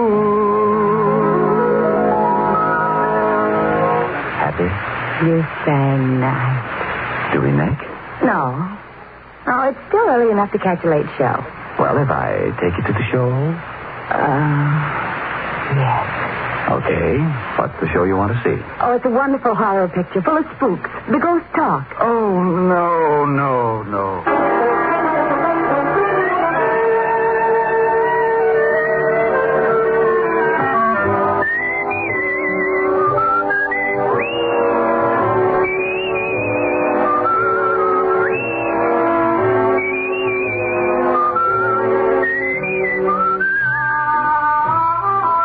Just heard Richard Diamond, Private Detective, starring Dick Powell. Helen was played by Virginia Gregg. Lieutenant Levinson by Ed Begley. Also in our cast were Wilms Herbert, Joan Banks, Paul Freese, and Robert Clark. Music was under the direction of Frank Worth. Portions were transcribed. Tonight's story was written by Herb Burnham and edited and directed by Blake Edwards. Dick Powell soon will be seen in the screen version of the best-selling novel, Mrs. Mike.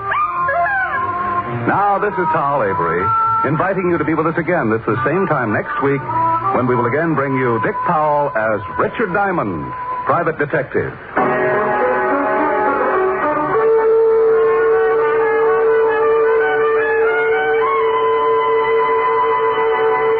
What's on NBC tomorrow?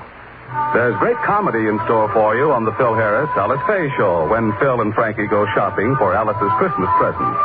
and this excellent drama on Theater Guild on the Air. Tomorrow, Richard Conte, Diana Lynn, and Shirley Booth will be starred in the Pulitzer Prize-winning play Street Scene on Theater Guild on the Air.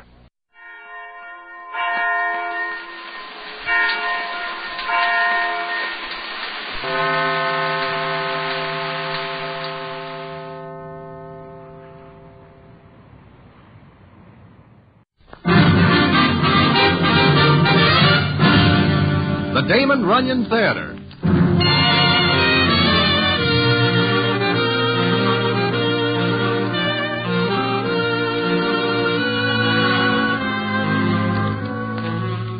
Once again, the Damon Runyon Theater brings you another story by the master storyteller, Damon Runyon. And this one, the comedy masterpiece, It Comes Up Mud. And to tell it to you, here is Broadway. Thanks.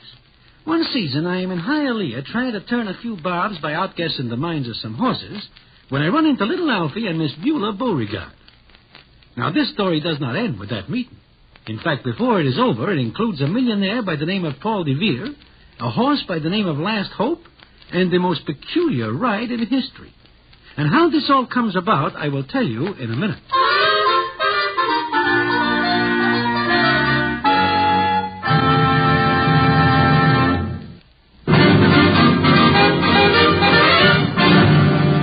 And now, back to the Damon Runyon Theater and the famous story, It Comes Up Mud.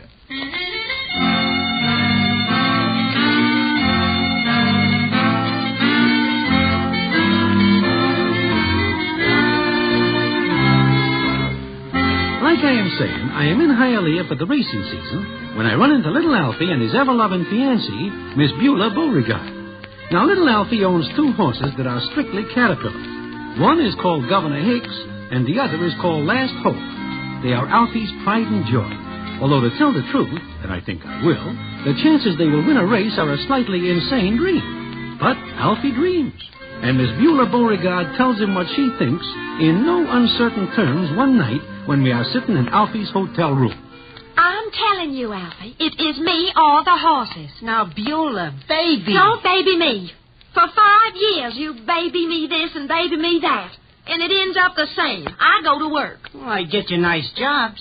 Broadway, I ask you... Do not. This is a war out of my territory. I'll ask you, Broadway. Please, Beulah, I cannot make exception. Never mind. I'll tell you anyway.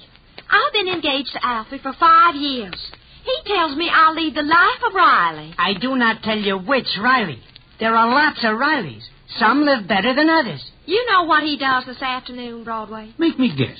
He hawks the engagement ring he gives me. He hawks it. I need the scratch to enter Last Hope in a race. Broadway, I wish to tell you something.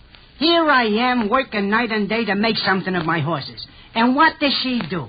I ask you, Broadway, what does she do? I will ask her and find out. I will tell you. This afternoon, I see her kissing Paul de Vere behind a hibiscus bush at the paddock. She knows I cannot stand hibiscus. Mr. de Vere is a very wealthy man. He wants to marry me. Ha! Oh, you think I'm not good enough for him? Who says that? You did. I'll have you know I come from a proud old Southern family. If I hear that again, I will die. At last you make some sense. Beulah, how can you say that? It comes easy. Well, I guess I will go. No, Broadway. I am not finished. Someday she will be sorry. Someday when Last Hope wins the Kentucky Derby. What? Now, Alfie. You do not believe it either. Last Hope will win, especially if it comes up mud. He is born to run in the mud and he... Somebody is at the door. It is my date, Mr. Paul de Vere. What? You ask him to come here? Take you out from under my very nose? I do. You are setting a bad example to all fiancés. Mr. de Vere wishes in. I'll thank you to be polite to my friend. Ah, good evening, Beulah. Ready? I certainly am, Mr. de Vere. Please, it's Paul. Please come in, Paul. I believe you know my friend Alfie. Oh, yes. How are you? I am never worse. I hope you are the same. What? And this is Broadway. How do you do? Good, sometimes. Well, shall we go, Paul? Yes, how would the Blue Heron Club suit you? Just fine. Just fine. She will like it. In fact, she once worked there, displaying her shape. You shut up. Say, what is all this? I will tell you, Mr. Paul DeVere.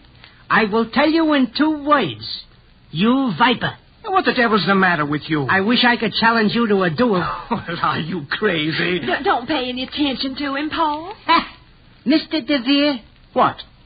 Take this. Why, you little... Paul, don't. But he reached up and hit me. Mr. DeVere, put up your dukes. Alfie, do not be foolish. This is ridiculous. What, you think I'd fight you? Come on. Alfie, consider ourselves apart from now on. Come on, Paul. All right, Beulah. As for you, Alfie, I'll think of some way to make you very uncomfortable. Why are some guys always holding up the wrong end? I never do anything bad to anybody in my whole life. Forget it now, Alfie. Maybe things are not as bad as they seem. No, maybe not. Listen, Broadway. I enter Last Hope in the Kentucky Derby. I know, but Broadway, I tell you that everybody will look at me different when Last Hope wins. Especially if it comes up mud.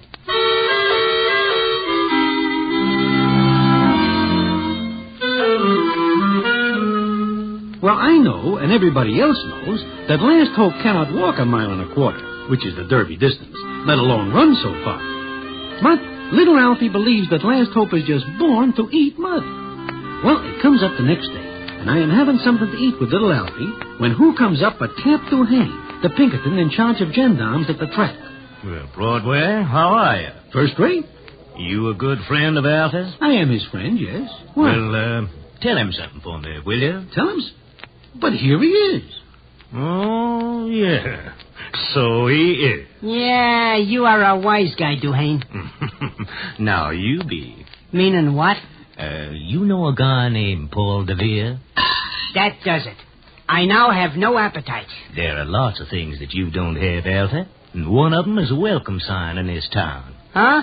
We'll thank you to leave. Look, I am a citizen. Not of Miami. There is a law against my being here? There is a law against punching people in the snoot.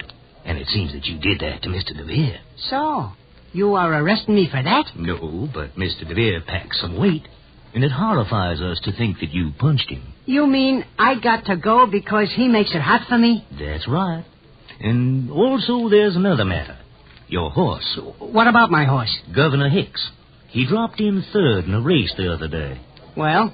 The stewards at the track consider it practically supernatural that any horse that you own even finishes a race. Look, I know nothing at all about that firecracker that explodes under him. Well, maybe not. But I know this. Please leave Miami. This is prosecution. Not yet, but it might turn into it. Now, it's just 1:30. At 3:30, I expect to see the other side of you toward Miami and going away. Have a heart, Cap. I do not have a nickel. I am here to drum up a stake so I can get to Kentucky for the Derby. Why? I have got a horse named Last Hope. All you've got's imagination. Now, remember, Alfie, 2 hours. Please, Cap. I hit the DeVere citizen because he takes my fiancée away from me. You blame me for that. Alfie, I got my orders. They stand just like you heard. Now, don't make it tough on me. So long. Yeah, what's the use? Sometimes I look in the mirror and wish I see somebody else. Anybody else. This is a tough break, Alfie. Yeah. Anyway, the Derby's coming up. And I hope mud is, too. Come on, let's find Beulah.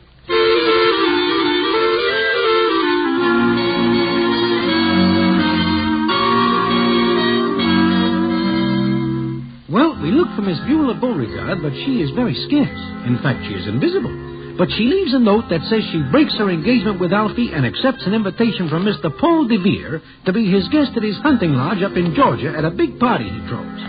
When Alfie gets this news, he sits down on a bale of hay and just looks at me before he says, Broadway, she is the only thing I got in the world except for my 2 horses. I am alone and broke. Oh, there is still the Derby, Alfie, and Last Hope. If it comes up mud, it is no use. Why not? You always say that Last Hope is born to eat mud. I do not have a nickel. Do you?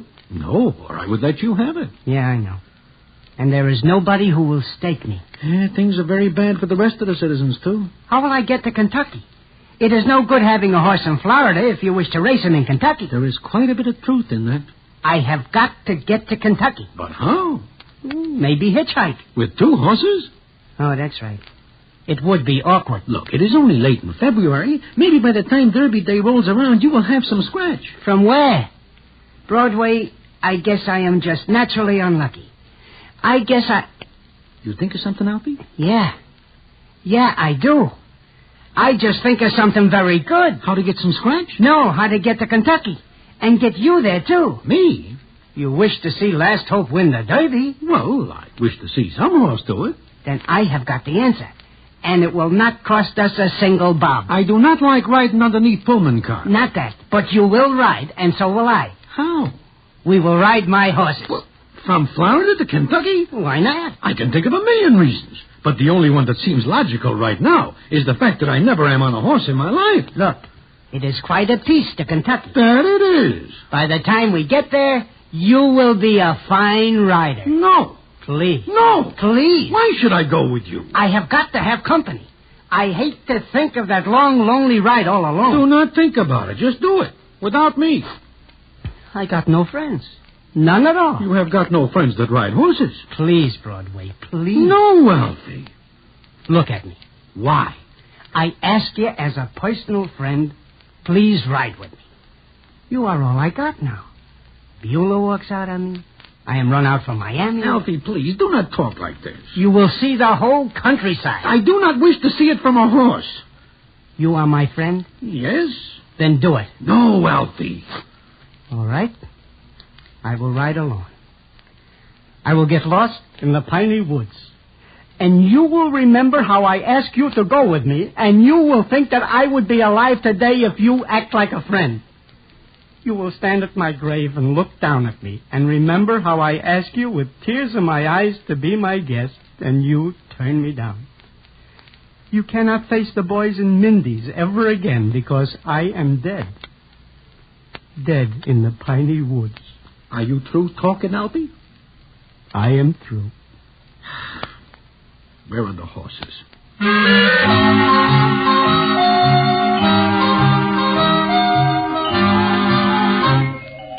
So, there I am. Alfie talks me into riding horseback with him from Florida to Kentucky. And this makes little Alfie more than somewhat happy, because although he likes to talk to his horses, he likes an occasional answer. Now, it is when we get about 90 miles north of Jacksonville that something happens. And what that is, I will tell you in a minute.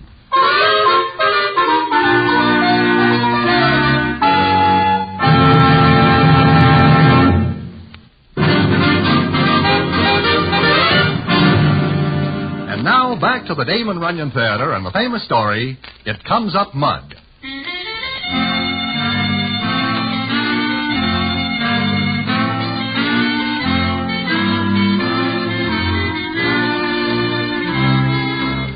Like I say, we are someplace in southern Georgia. I am beginning to regret my actions very much, especially since we neglect to pick up some saddles. I am riding Governor Hicks, and little Alfie is up on Last Hope. Yes, sir, Broadway. If it comes up mud for the Derby, I certainly am going to show a few parties certain things. What? I say nothing. I am shifting my position to get a better deal from Governor Hicks. Oh. Yes, sir. I will build a home. You ever own a house, Broadway? No. And if I ever do, it will be one without chairs. It will have to be. I will build a big house. Maybe 4 or 5 rooms. Before you build a house, where are we? I see a signpost back a piece that says Jacksonville is 90 miles south. So we are in Georgia. Yeah, that is Beulah's home state. Her father owns a very large plantation where he raises cotton and things. She comes from a proud old southern family. Look, Alfie, it is late afternoon. Why do we not stop for the night? Here? I do not care as long as it is off Governor Hicks. Sure. Hey, look up ahead, Broadway. Where? There is a house. House? I think houses have roofs. It is a place to stay. Come on.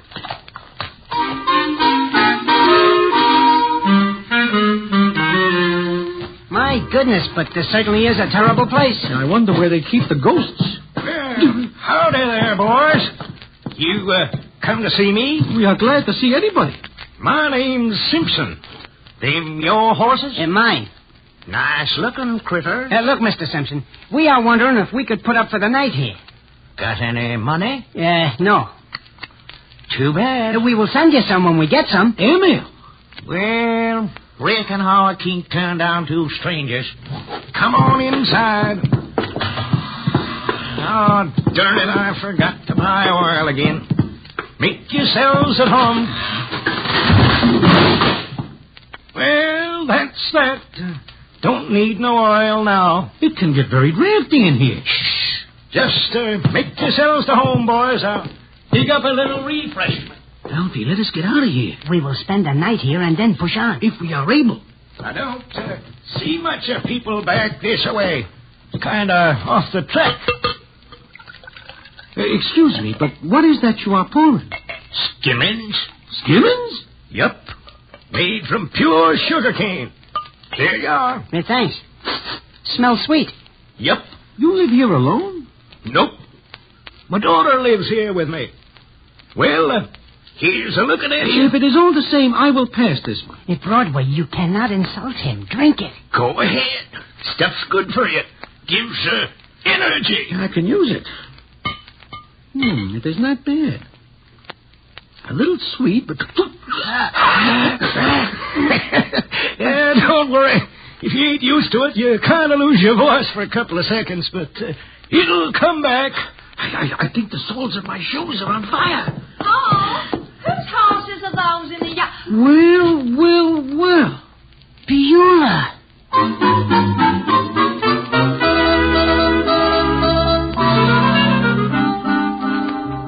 And sure enough, it is Beulah. I and Alfie are more than somewhat surprised to see the daughter of a proud old Southern family in that place.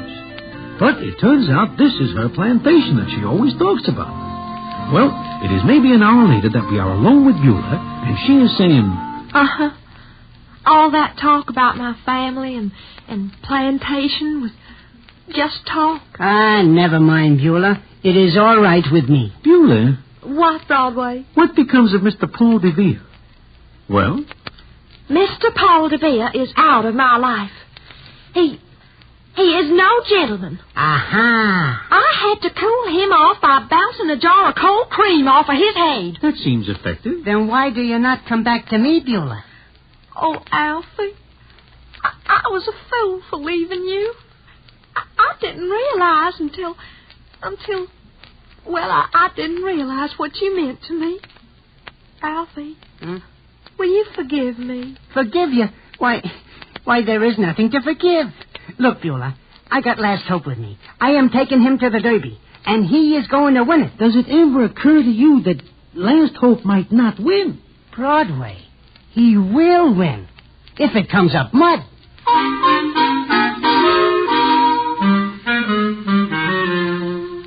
So, for the next weeks, we are guests at the old plantation. I never see anything like what Alfie does. He hitches Governor Hicks to a plow and then gets behind it himself and works hard. He is a pretty fair plower at that. And all the while, he works with Last Hope, training him. And I have to admit that Last Hope shapes up better than I think he will. He fats up nicely, and his legs look very good. Then, it comes up one night about 2 weeks before Derby Day. Up to this time, the weather is fair and clear. But this night, the skies open up and all the water this side of Niagara Falls starts to come down. We are sitting in the cabin. Alfie fixes the roof and puts back the door, so we are fairly comfortable. Then Alfie says... Listen to it.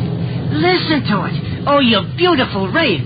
Broadway, Churchill Downs will be like a plate of borscht. But this is Georgia. It is hard to tell what is happening in Kentucky. Well, yesterday I talked to the weatherman at Tillinghast. He tells me that this is a general rain, and storms are moving north. But will it last? Sure, this time of the year it always lasts. Anybody want some skimmins? No, thanks. How much will you win on the Derby, Alfie? 50 grand. 50 grand. We can have a great big old plantation. Maybe some foxhounds, huh? All you want, Pop, and foxes to go with them. Silver foxes? Sure, and we'll have... Hey, somebody at the door. On a night like this, he must be a good swimmer. That is not doing the door any good. I will answer it. I'm sorry to disturb you, but... You, Mr. Paul DeVere, and you... Mr. DeVere. Shut the door. Mr. DeVere, I will thank you to leave our plantation. You will leave, and I will not thank you. No, just a moment, please. It's very important. Pull up a chair, stranger. Have some skimming. Yeah, give him some. Look, I haven't time. I've got to get to Tillinghast to catch the Orange Blossom Express to Atlanta. I've got to catch a plane there. Who is stopping you? Well, my car went into a ditch down the road. Please, have you one I can borrow, buy? I'll pay anything for it. Well, I'm sorry, we don't keep a car. No car? We're going to buy 4 or 5 after Derby Day. Well, I must be in New York by tomorrow morning. I say that for weeks, but here I am. Please, lend me a horse and a buggy, anything. Got no buggy either. Why do you have to be in New York, Mr. DeVere? Well, look, if I'm not there tomorrow morning at 10 to replace some money in my firm, I'll lose every cent I've got in the world, maybe go to jail. Well, Mr. DeVere, that certainly is the right place for you. Please, I apologize for everything, but I must get to Tillinghast to catch that express. There is no way. Look, I saw 2 horses in the shed as I came up the path. Lend me one of them. What? Those are race horses, especially Last Hope. Good, I can ride. Just lend me the horse. Wait a minute. Nothing doing. I'll pay you. Wait. What time does the Orange Blossom Express get into Tillinghast? 10:05. 10:05? Why, it is 10 now. You don't have a chance. Well, I can try. I don't want to go to jail. Let me see. The distance to Tillinghast from here is a mile and a quarter. Derby distance. And it comes up mud. Broadway, you see? Now we will know for sure. What are you talking about? Will you lend me the horse or not? You weigh maybe 160. That is practically a brick house for a racehorse to have on his back. Alfie, what are you thinking? A trial run. If Last Hope makes it in good time, we will keep it quiet and we will make $1 million on Derby Day. Do I get the horse or not?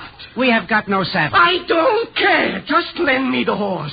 Look, it's 1 minute after 10 now. That is 4 minutes to make the train. Come on, Mr. DeVere. You are going to ride.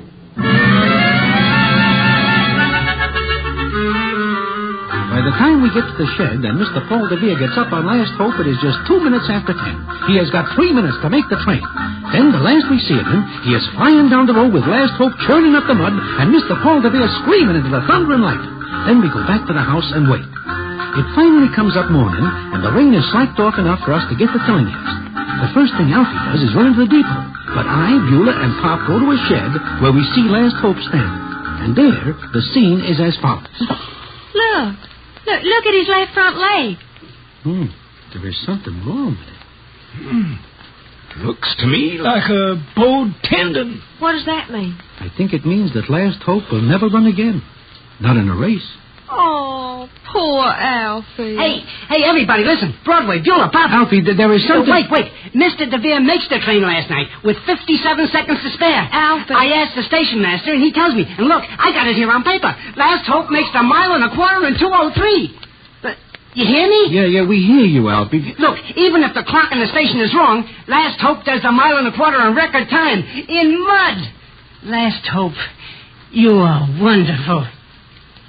Well, what is the matter with all of you? Alfie, I think maybe you better take a look at Last Hope's leg. The left front. His leg? The tendon? Yeah, a bowed tendon, Alfie. Oh, no. Not my baby. Alfie, it's all right. I love you, Alfie. I don't need a cart or a plantation. Oh, sure not. We got all we need. Poor Last Hope. All of you don't know it, but I tell him how he will walk in the winner's circle with a big flower horseshoe around his neck, and his picture will be in the papers. It is all right, baby. It comes up mud, and you do all right. Yeah, you do all right.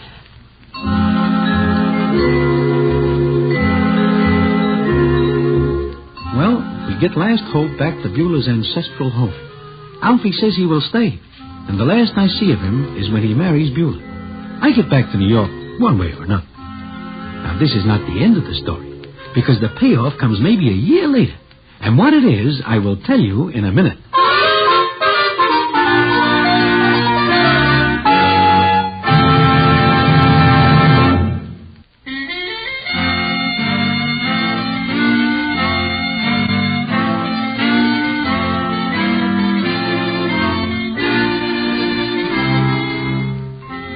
say it is a year later, and I am sitting in Mindy's one night when I look up and see a citizen who is strangely familiar. He is all dressed up in fancy riding clothes. He comes over to me and says, Hello, Broadway. What? Alfie! Cigar, Broadway? No, thanks. You are looking well. And so are you, Alfie. In fact, you are looking very well. Well, thank you, sir. What is this southern accent? I only use it when I am on my plantation. Your what? Yeah. Since when do you have one? Mr. Paul DeVere is a good guy, Broadway. You know what he does? He sends me a check for $50,000. A real one? One that can be cashed? Sure. Good as wheat in the bin. He is very grateful that Last Hope keeps him out of jail and sends me the check in the amount of what I win on the Derby if Last Hope wins. Well. And now look at you. Uh-huh. And Last Hope, what about him? Oh, he is retired. And I make quite a bit of scratch showing him off to people who wish to see the horse that makes 1.25 miles in 2:03. And what about you, Alfie? You do all right otherwise? Oh, sure. I am a farmer now. I expect a good crop this year. A good crop of cotton. Especially if it comes up mud.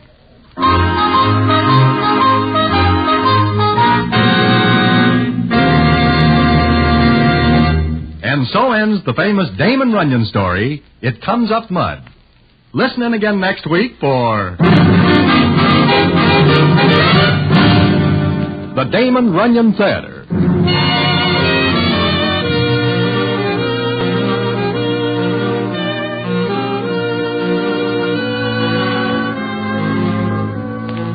The Damon Runyon Theater, with John Brown as Broadway, is directed by Richard Sandville, and the story is adapted for radio by Russell Hughes. Vern Karstensen is in charge of production. This is a Mayfair production.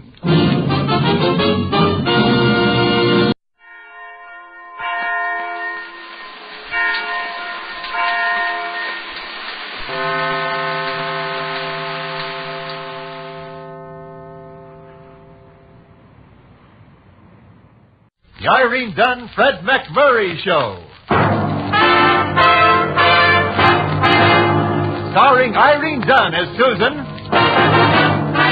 and Fred McMurray as George.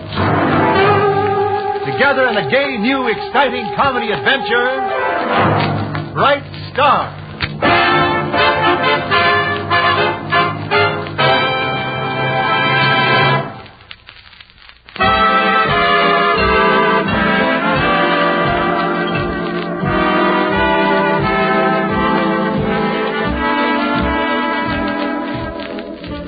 Yes, it's the Irene Dunn, Fred McMurray Show. Starring Irene Dunn as Susan Armstrong, owner and editor of the Hillsdale Morning Star, and Fred McMurray as George Harvey, the paper's ace reporter.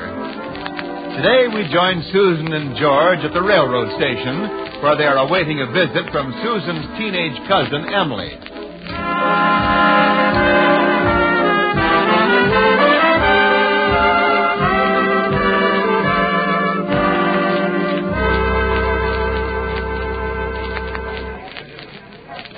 Is it, George? 4:15, Susan. Train's due any minute. Frankly, George, this is one visit I'm not looking forward to. Good old Emily. Never a dull moment.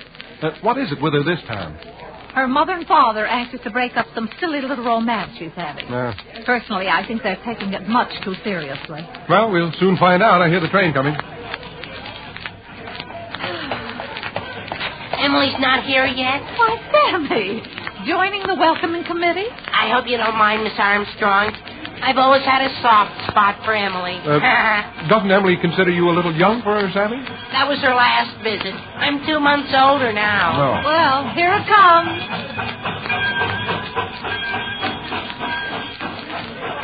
You see her, George? No. Oh, yeah. Yeah, there she is, up by that car ahead there. Emily! Emily, over here, Emily. She sees us. Oh, how definitely sweet of you to meet me. How are you, Emily? Oh, fine. And George. Dear, good George. Nice to see you, Emily. Hi, Emily. And faithful little Sammy. You remembered me. Who could ever forget? Of course, you realize, Cousin Susan, that my family sending me here is simply a futile gesture. A futile gesture? A forced separation will never change my feeling toward Peter. Never.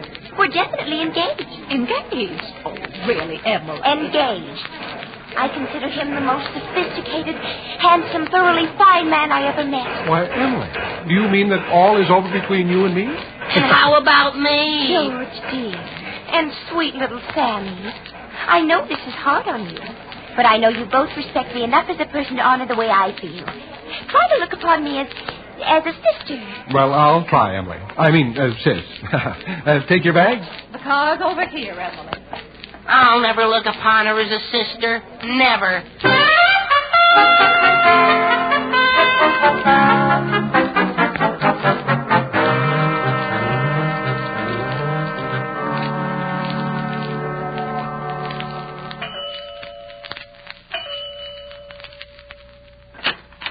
Good morning, Mr. Harvey. Oh, good morning, Patience. Come in. Thanks. Miss Armstrong up? Just finishing breakfast, Mr. Harvey. You know where to find her. Oh, good morning, Susan. Oh, hello, George. Well, how's Sister Emily this morning? I thought I heard her getting up a few minutes ago. Hey, about this so-called engagement, you don't think it's serious? No, I don't think so, George. But she does seem to have a gift for getting herself involved with older men, as you recall. Oh, now, Susan, I was entirely innocent. I know. How old do you think this Peter Andrews is? Any idea? I don't know. I thought it better not to discuss the subject last night.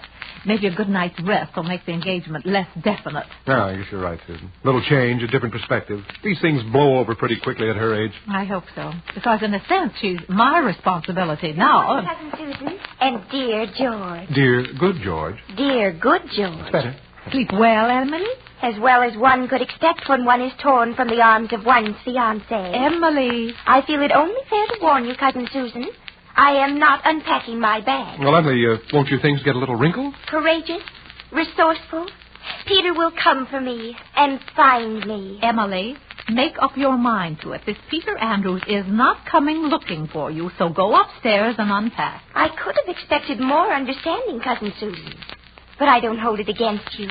Not knowing Peter, dear, you couldn't possibly know the depths of our passion. Farewell, George. Oh, farewell, Emily, farewell. Well. George, do you think this could be more serious than we thought? The engagement? No, of course not, Susan. I know Emily, and I know that this... Miss Susan, this just came, a telegram. Telegram?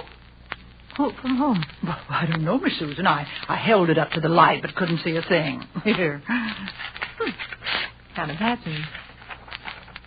Oh. What is it, Susan? From Emily's mother. Peter Andrews left the city last night. Have reason to believe he might be coming to find Emily. Please take every possible step to prevent their getting together. Oh, really, George? Well, what do you know? Now, don't worry, Susan. I'll think of something. How about chaining her to the bed? Oh, now be serious, George. I thought I was. There's an early morning train, Miss Susan. If he left last night, he might be here even now. George, look, you go down to the paper. Let me know if you hear anything. I'd better stay right here with Emily. All right, Susan, all right. And don't worry now. Don't worry. Suppose she runs off with this Peter Andrews. What am I going to tell her mother and father? You haven't lost a daughter. You have just gained a son. George!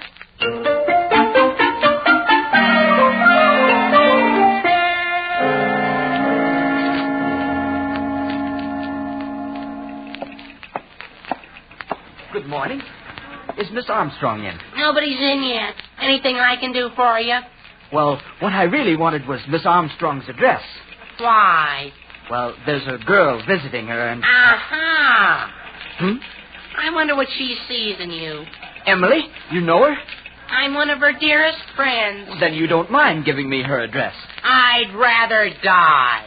Look, I'm appealing to you as a fellow man. My father might be coming after me. I'm pretty sure he is, and I haven't got much time. That's very heartbreaking. But you... Good morning, Sammy. Oh, who's your friend? Mr. Harvey, this is Emily's fiancé, Mr. Andrews. No. He wants her address. It's a matter of life and death, Mr. Harvey. Look, Peter, why don't you just go on home? Emily will be back in a few weeks. Never. Though the world may strive to keep us apart, love shall conquer all. Good day, Mr. Harvey.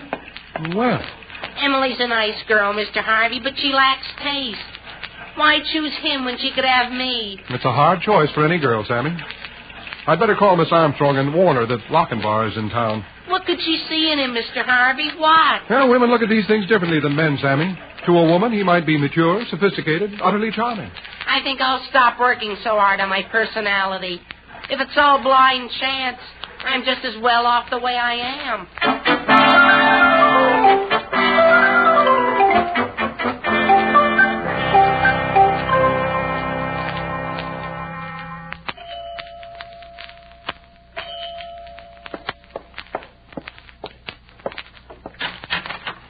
Yes, Miss Armstrong.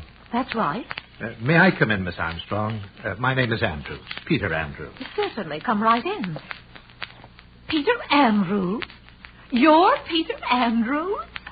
You've heard of me, then, from Emily. Well, yes. I mean, no. No, indeed. You are Emily's cousin. Emily? Cousin? Yes, I am. Oh, good. May I come in and sit down? Is she here? Who? Little Emily. No. She's not here, Mr. Andrews. Expecting her back. Well, that's hard to say. But she has been here. Has been here? Oh, yes. For Christmas, 2 years ago, or was it 3? Oh, I see. Well, apparently I've been the victim of some wrong information, so I won't go into the details of why. Mr. Andrews, just what is your feeling toward Emily? Well, I'm very fond of little Emily. Very fond indeed. You might call it a kind of parental feeling. If you'll excuse me, Mr. Andrews, I'm very busy this morning. Oh, of course.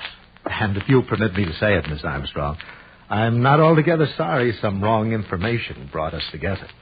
And just what do you mean by that? Just that when one encounters such charm and beauty, one doesn't pass silently by without paying tribute. Do you think you're just a little encumbered to be going around paying tribute? Encumbered?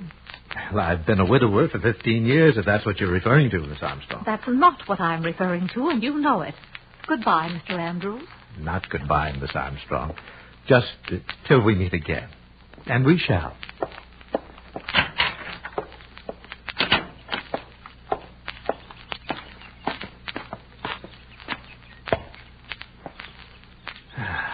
Charming woman. Utterly charming. But I had no idea in the world what she was talking about.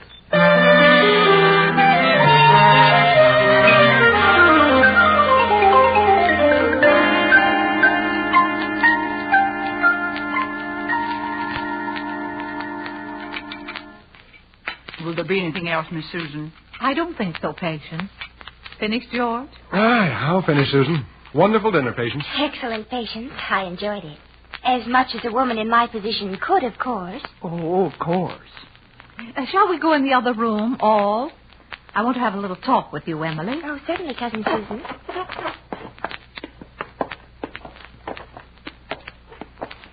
Now, I think you might as well know, Emily, that Peter Andrews was here today. Here? Today? And you didn't tell me? I had good reason. He stopped in at the paper, too. Oh, then you both met him. Isn't he utterly captivating? Well... Unfortunately, yes. Huh? Emily, there are some things I have to say to you. Your age to begin with. 17. 16, barely. And although you could be considered very attractive... Yes, indeed. Thank you, George. Mentally, you're a long way from the maturity necessary to even think of a man like Peter Andrews. Oh, I don't know. Please, George. I met him today. Well, so did I. In any case, Emily, In any case, you don't want me to see him, is that it? Emily. Cousin Susan, no matter what you or the world may do, Peter and I belong positively to one another. And sooner or later we shall find each other like Damon and Pythias. Good night. Emily, Damon and Pythias were men, you know. George, you too have turned against me. Peter, we have only each other.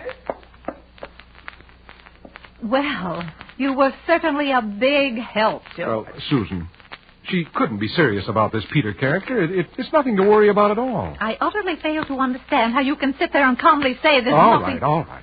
Much against my better judgment, Susan, I'll step in and settle this thing. How? Well, it's simple. I'll explain to poor old Pete that Emily has reverted to her former flame.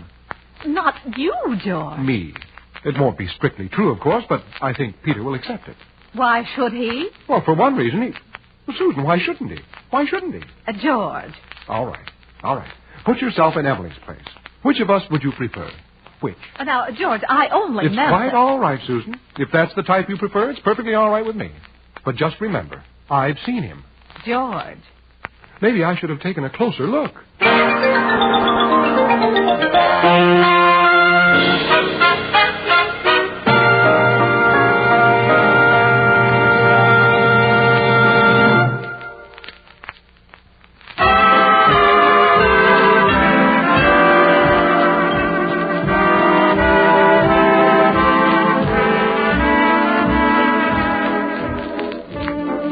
Now back to our two stars, Irene Dunn and Fred McMurray, and the second act of our story. Right now, it's a pretty complicated story, since Susan thinks her young cousin Emily has fallen under the spell of mature, handsome Peter Andrews. Actually, it's Peter Andrews, Jr. that Emily is involved with. But, well, anyway, Susan and George are a good bet to complicate things a little more before they get straightened out.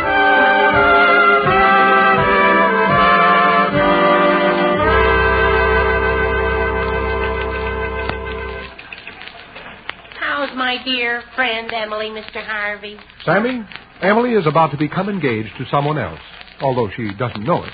Miss Armstrong is afraid of this affair with Peter Andrews being serious, so I'm about to step in. How? I just tell him that I've taken his place in Emily's heart. He thereupon takes off like a bird, and everyone is happy. It's bound to lead to other complications, Mr. Harvey. That's where you're wrong, Sammy. The idea is absolutely... Here he comes. Mr. Harvey, are you a reporter on this paper? That I am, Peter, that I am. I've got a story for you, Mr. Harvey. A fiancée is being kept from her fiancé practically by force in this town. No. In gross violation of the Bill of Rights and the Constitution, Emily is being held virtual prisoner. And I demand that the world shall know and judge. Pete, old boy, were you aware of the fact that Emily is slightly, shall we say, fickle in her affections? That's not true. We've been practically engaged for practically 2 weeks. Nevertheless, old man, another has entered her life. An old flame has been rekindled. No. It's practically a forest fire. Please, Sammy. I demand to know who it is. I'm sorry, my boy. Neither of us wanted to hurt you in any way. No. You mean now Emily's engaged to you? Engaged? Well, He was bigger than both of them. Sammy, please. This could very well ruin my whole life. Oh, I wouldn't say that, Peter. Oh, perfidy, thy name is woman. Worked like a charm, eh, Sammy? A little ingenuity and these problems can be solved like nothing at all. Dear George. Emily, where did you come from? I came in the back way, dear George, and I heard all. All? Well, you see, Emily, I was just... Oh, isn't it the most thrilling thing in the world, George? What? You and me, engaged. Engaged? Oh, now, Emily, wait, just a minute. Hold everything. Won't Cousin Susan be surprised when she hears the news? Susan?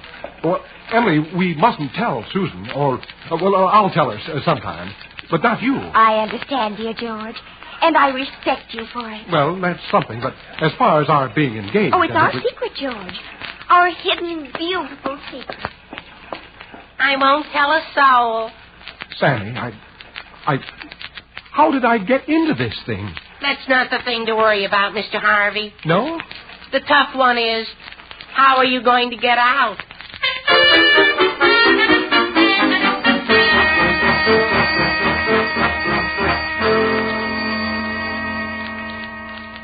Has Emily gone out, Miss Susan? Well, after all, I couldn't lock her in, Patience. Can only go so far. You can go a little farther, Miss Susan. What do you mean? This Peter Andrews, I get the idea he might possibly be interested in you if you'd give him just a very small amount of encouragement. Patience. I couldn't. I really couldn't. Well, she's your cousin, not mine. The door. Do you think it might be? If it is, shall I let him in? Well... I'll let him in. How do you do? Is Miss Armstrong at home? Well, she certainly is, and you're Mr. Andrews. Come in. Thank you, but you knew my name. Well, Miss Armstrong has been telling me about you. Oh? She's right in there. Miss Armstrong? Well, Mr. Andrews. Come in. Sit down. Thank you. Thank you very much. Is Emily at home? Well, as a matter of fact, she isn't. You're disappointed? As a matter of fact, no. I guess I was just using Emily as a pretext for coming. You don't mind? Well, Good. Then we won't have to discuss Emily at all. Don't you think we should? Miss Armstrong, may I be perfectly frank with you? Please do. Since I came here yesterday and met you, the reason for my originally coming to Hillsdale has assumed less and less importance. Would you be surprised if I asked to call on you again very soon? Mr. Andrews, nothing about you could surprise me in any way at all. Really? Shall we say tonight? Tonight. But let's keep it strictly between us, shall we? Oh, I much prefer it that way. Much. I should imagine. Oh, well, until tonight. Until tonight. Goodbye. Goodbye. Well, at least I'll be keeping him out of trouble. Or will I?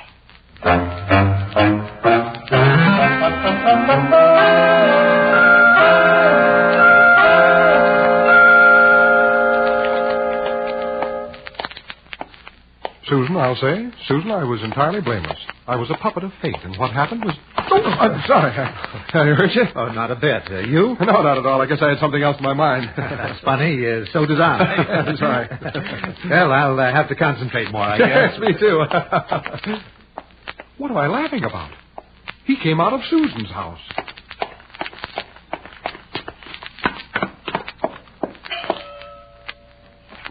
Susan?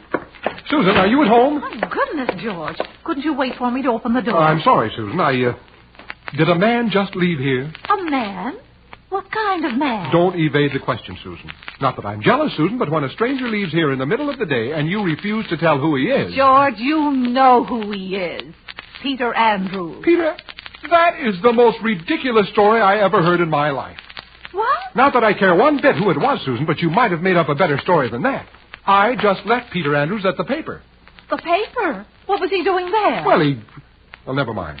The point is, Susan, who was the man that just George, left... Are you asking these silly questions just to cover up something you've done? Are you? Me cover up something? Me? My life is an open book, Susan, and I don't mind... George, dear. You're here, and you told Cousin Susan. Told me what, Emily? Why, about our engagement, of course. Whose engagement? You see, Susan... George's engagement to me. Isn't it just too perfectly wonderful? Susan, Well, so your life is an open book, is it, George? Well, actually, the whole thing and is what just sordid chapter are you engaged in writing now? Susan, you don't believe that... Yes, I do. You're leaving, George? Well, Oh, did I say something wrong? Well, I think somebody did. Don't push, And Susan. you can I'm go not... to your room, Emily, and you can consider your engagement over. Is there something the matter with me? I'm losing more fiancés.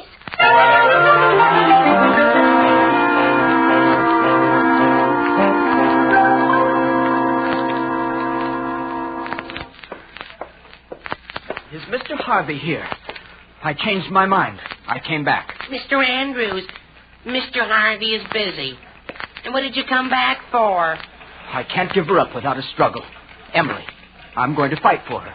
Mr. Harvey's already fighting with Miss Armstrong. He hasn't got time to fight you, too. Fighting with Miss Armstrong? What about? I can't figure it out, but partly about you. You know, there must be more to you than meets the eye. But I've never even met Miss Armstrong. What? My father tells me she's very nice, but Your I have... father? He's here in town? What's his name? The same as mine, Peter Andrews. Only he's senior and I'm junior, of course. It figures. You know, I'm beginning to get the plot. What plot? Never mind. But why don't you and your father both show up at Miss Armstrong's tonight? Why? Well, Mr. Harvey will be there and Emily, and it might prove kind of interesting. Well, all right. But you can warn Mr. Harvey. I'll fight for her and I'll use violence if necessary. Sure. Poor Mr. Harvey. Always the best of intentions, but universally misunderstood.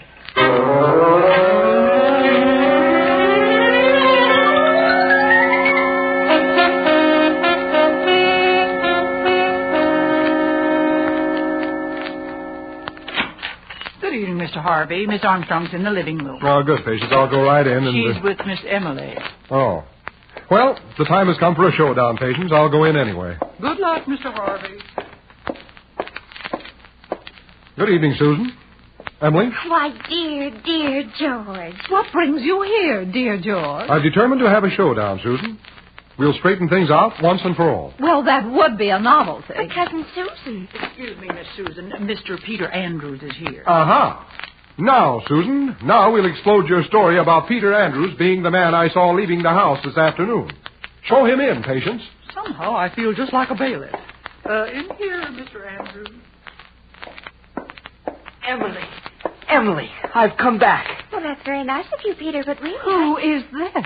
I'm Peter Andrews, Miss Armstrong. What? Uh-huh. Your story isn't standing up very well, is it, Susan? George, excuse me once again, Miss Susan. Another gentleman, the one who was here this afternoon. Oh, well, show him in. Wait, Patience. I'll give you one last chance, Susan. Before he comes in, tell us his name. His real name. I told you, George. Peter Andrews. Stubborn to the end, eh? All right. You leave me no choice. Show him in, Patience. Yes, Your Honor. Mr. Harvey. Well, good evening, all. I see we're... Wait. Hold it. Would you give us your name, sir? Your true name? Certainly. Peter Andrews. A likely story. George. Just let him go, Emily. Whatever happens, he deserves it. My case, Susan, is closed. I know not what end is to be served by this feeble deception, What's he talking about, Father? I'm as confused as you are, son. And, well, you might be, Father. Son. George, this is quite apparently Mr. Andrews Sr. and Mr. Andrews Jr. Correct. And may I ask who you are, sir? You don't know? No. Well, is there any way we could leave it that way? Oh, George. Oh, wait a minute. Miss Armstrong, you didn't know there were two of us. You thought that Emily and I were... Well, it was a simple mistake. It could happen to anyone. But why does it always have to happen to me?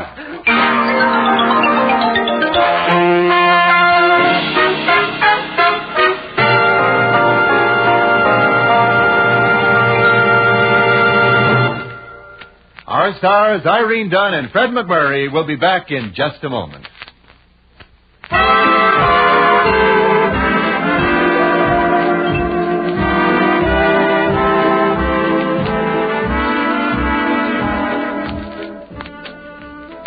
Susan, you know something? Know what, George? You were just as mistaken about this whole affair as I was, but I'm the one who ends up looking ridiculous. Why is that? Well, couldn't that be due to the fact that I didn't act like a prosecuting attorney? Well, it might be that you just don't care as much as I do. Why, George, that's the nicest thing you've said to me all week. Of course I care. How about a little proof on account? All right. There. Thank you. George. Does this mean we're engaged? What? Engaged? Well, not that I wouldn't like to be, Emily. I mean, Susan, but... George. I wasn't serious. Oh. Well, with women you never know, you know.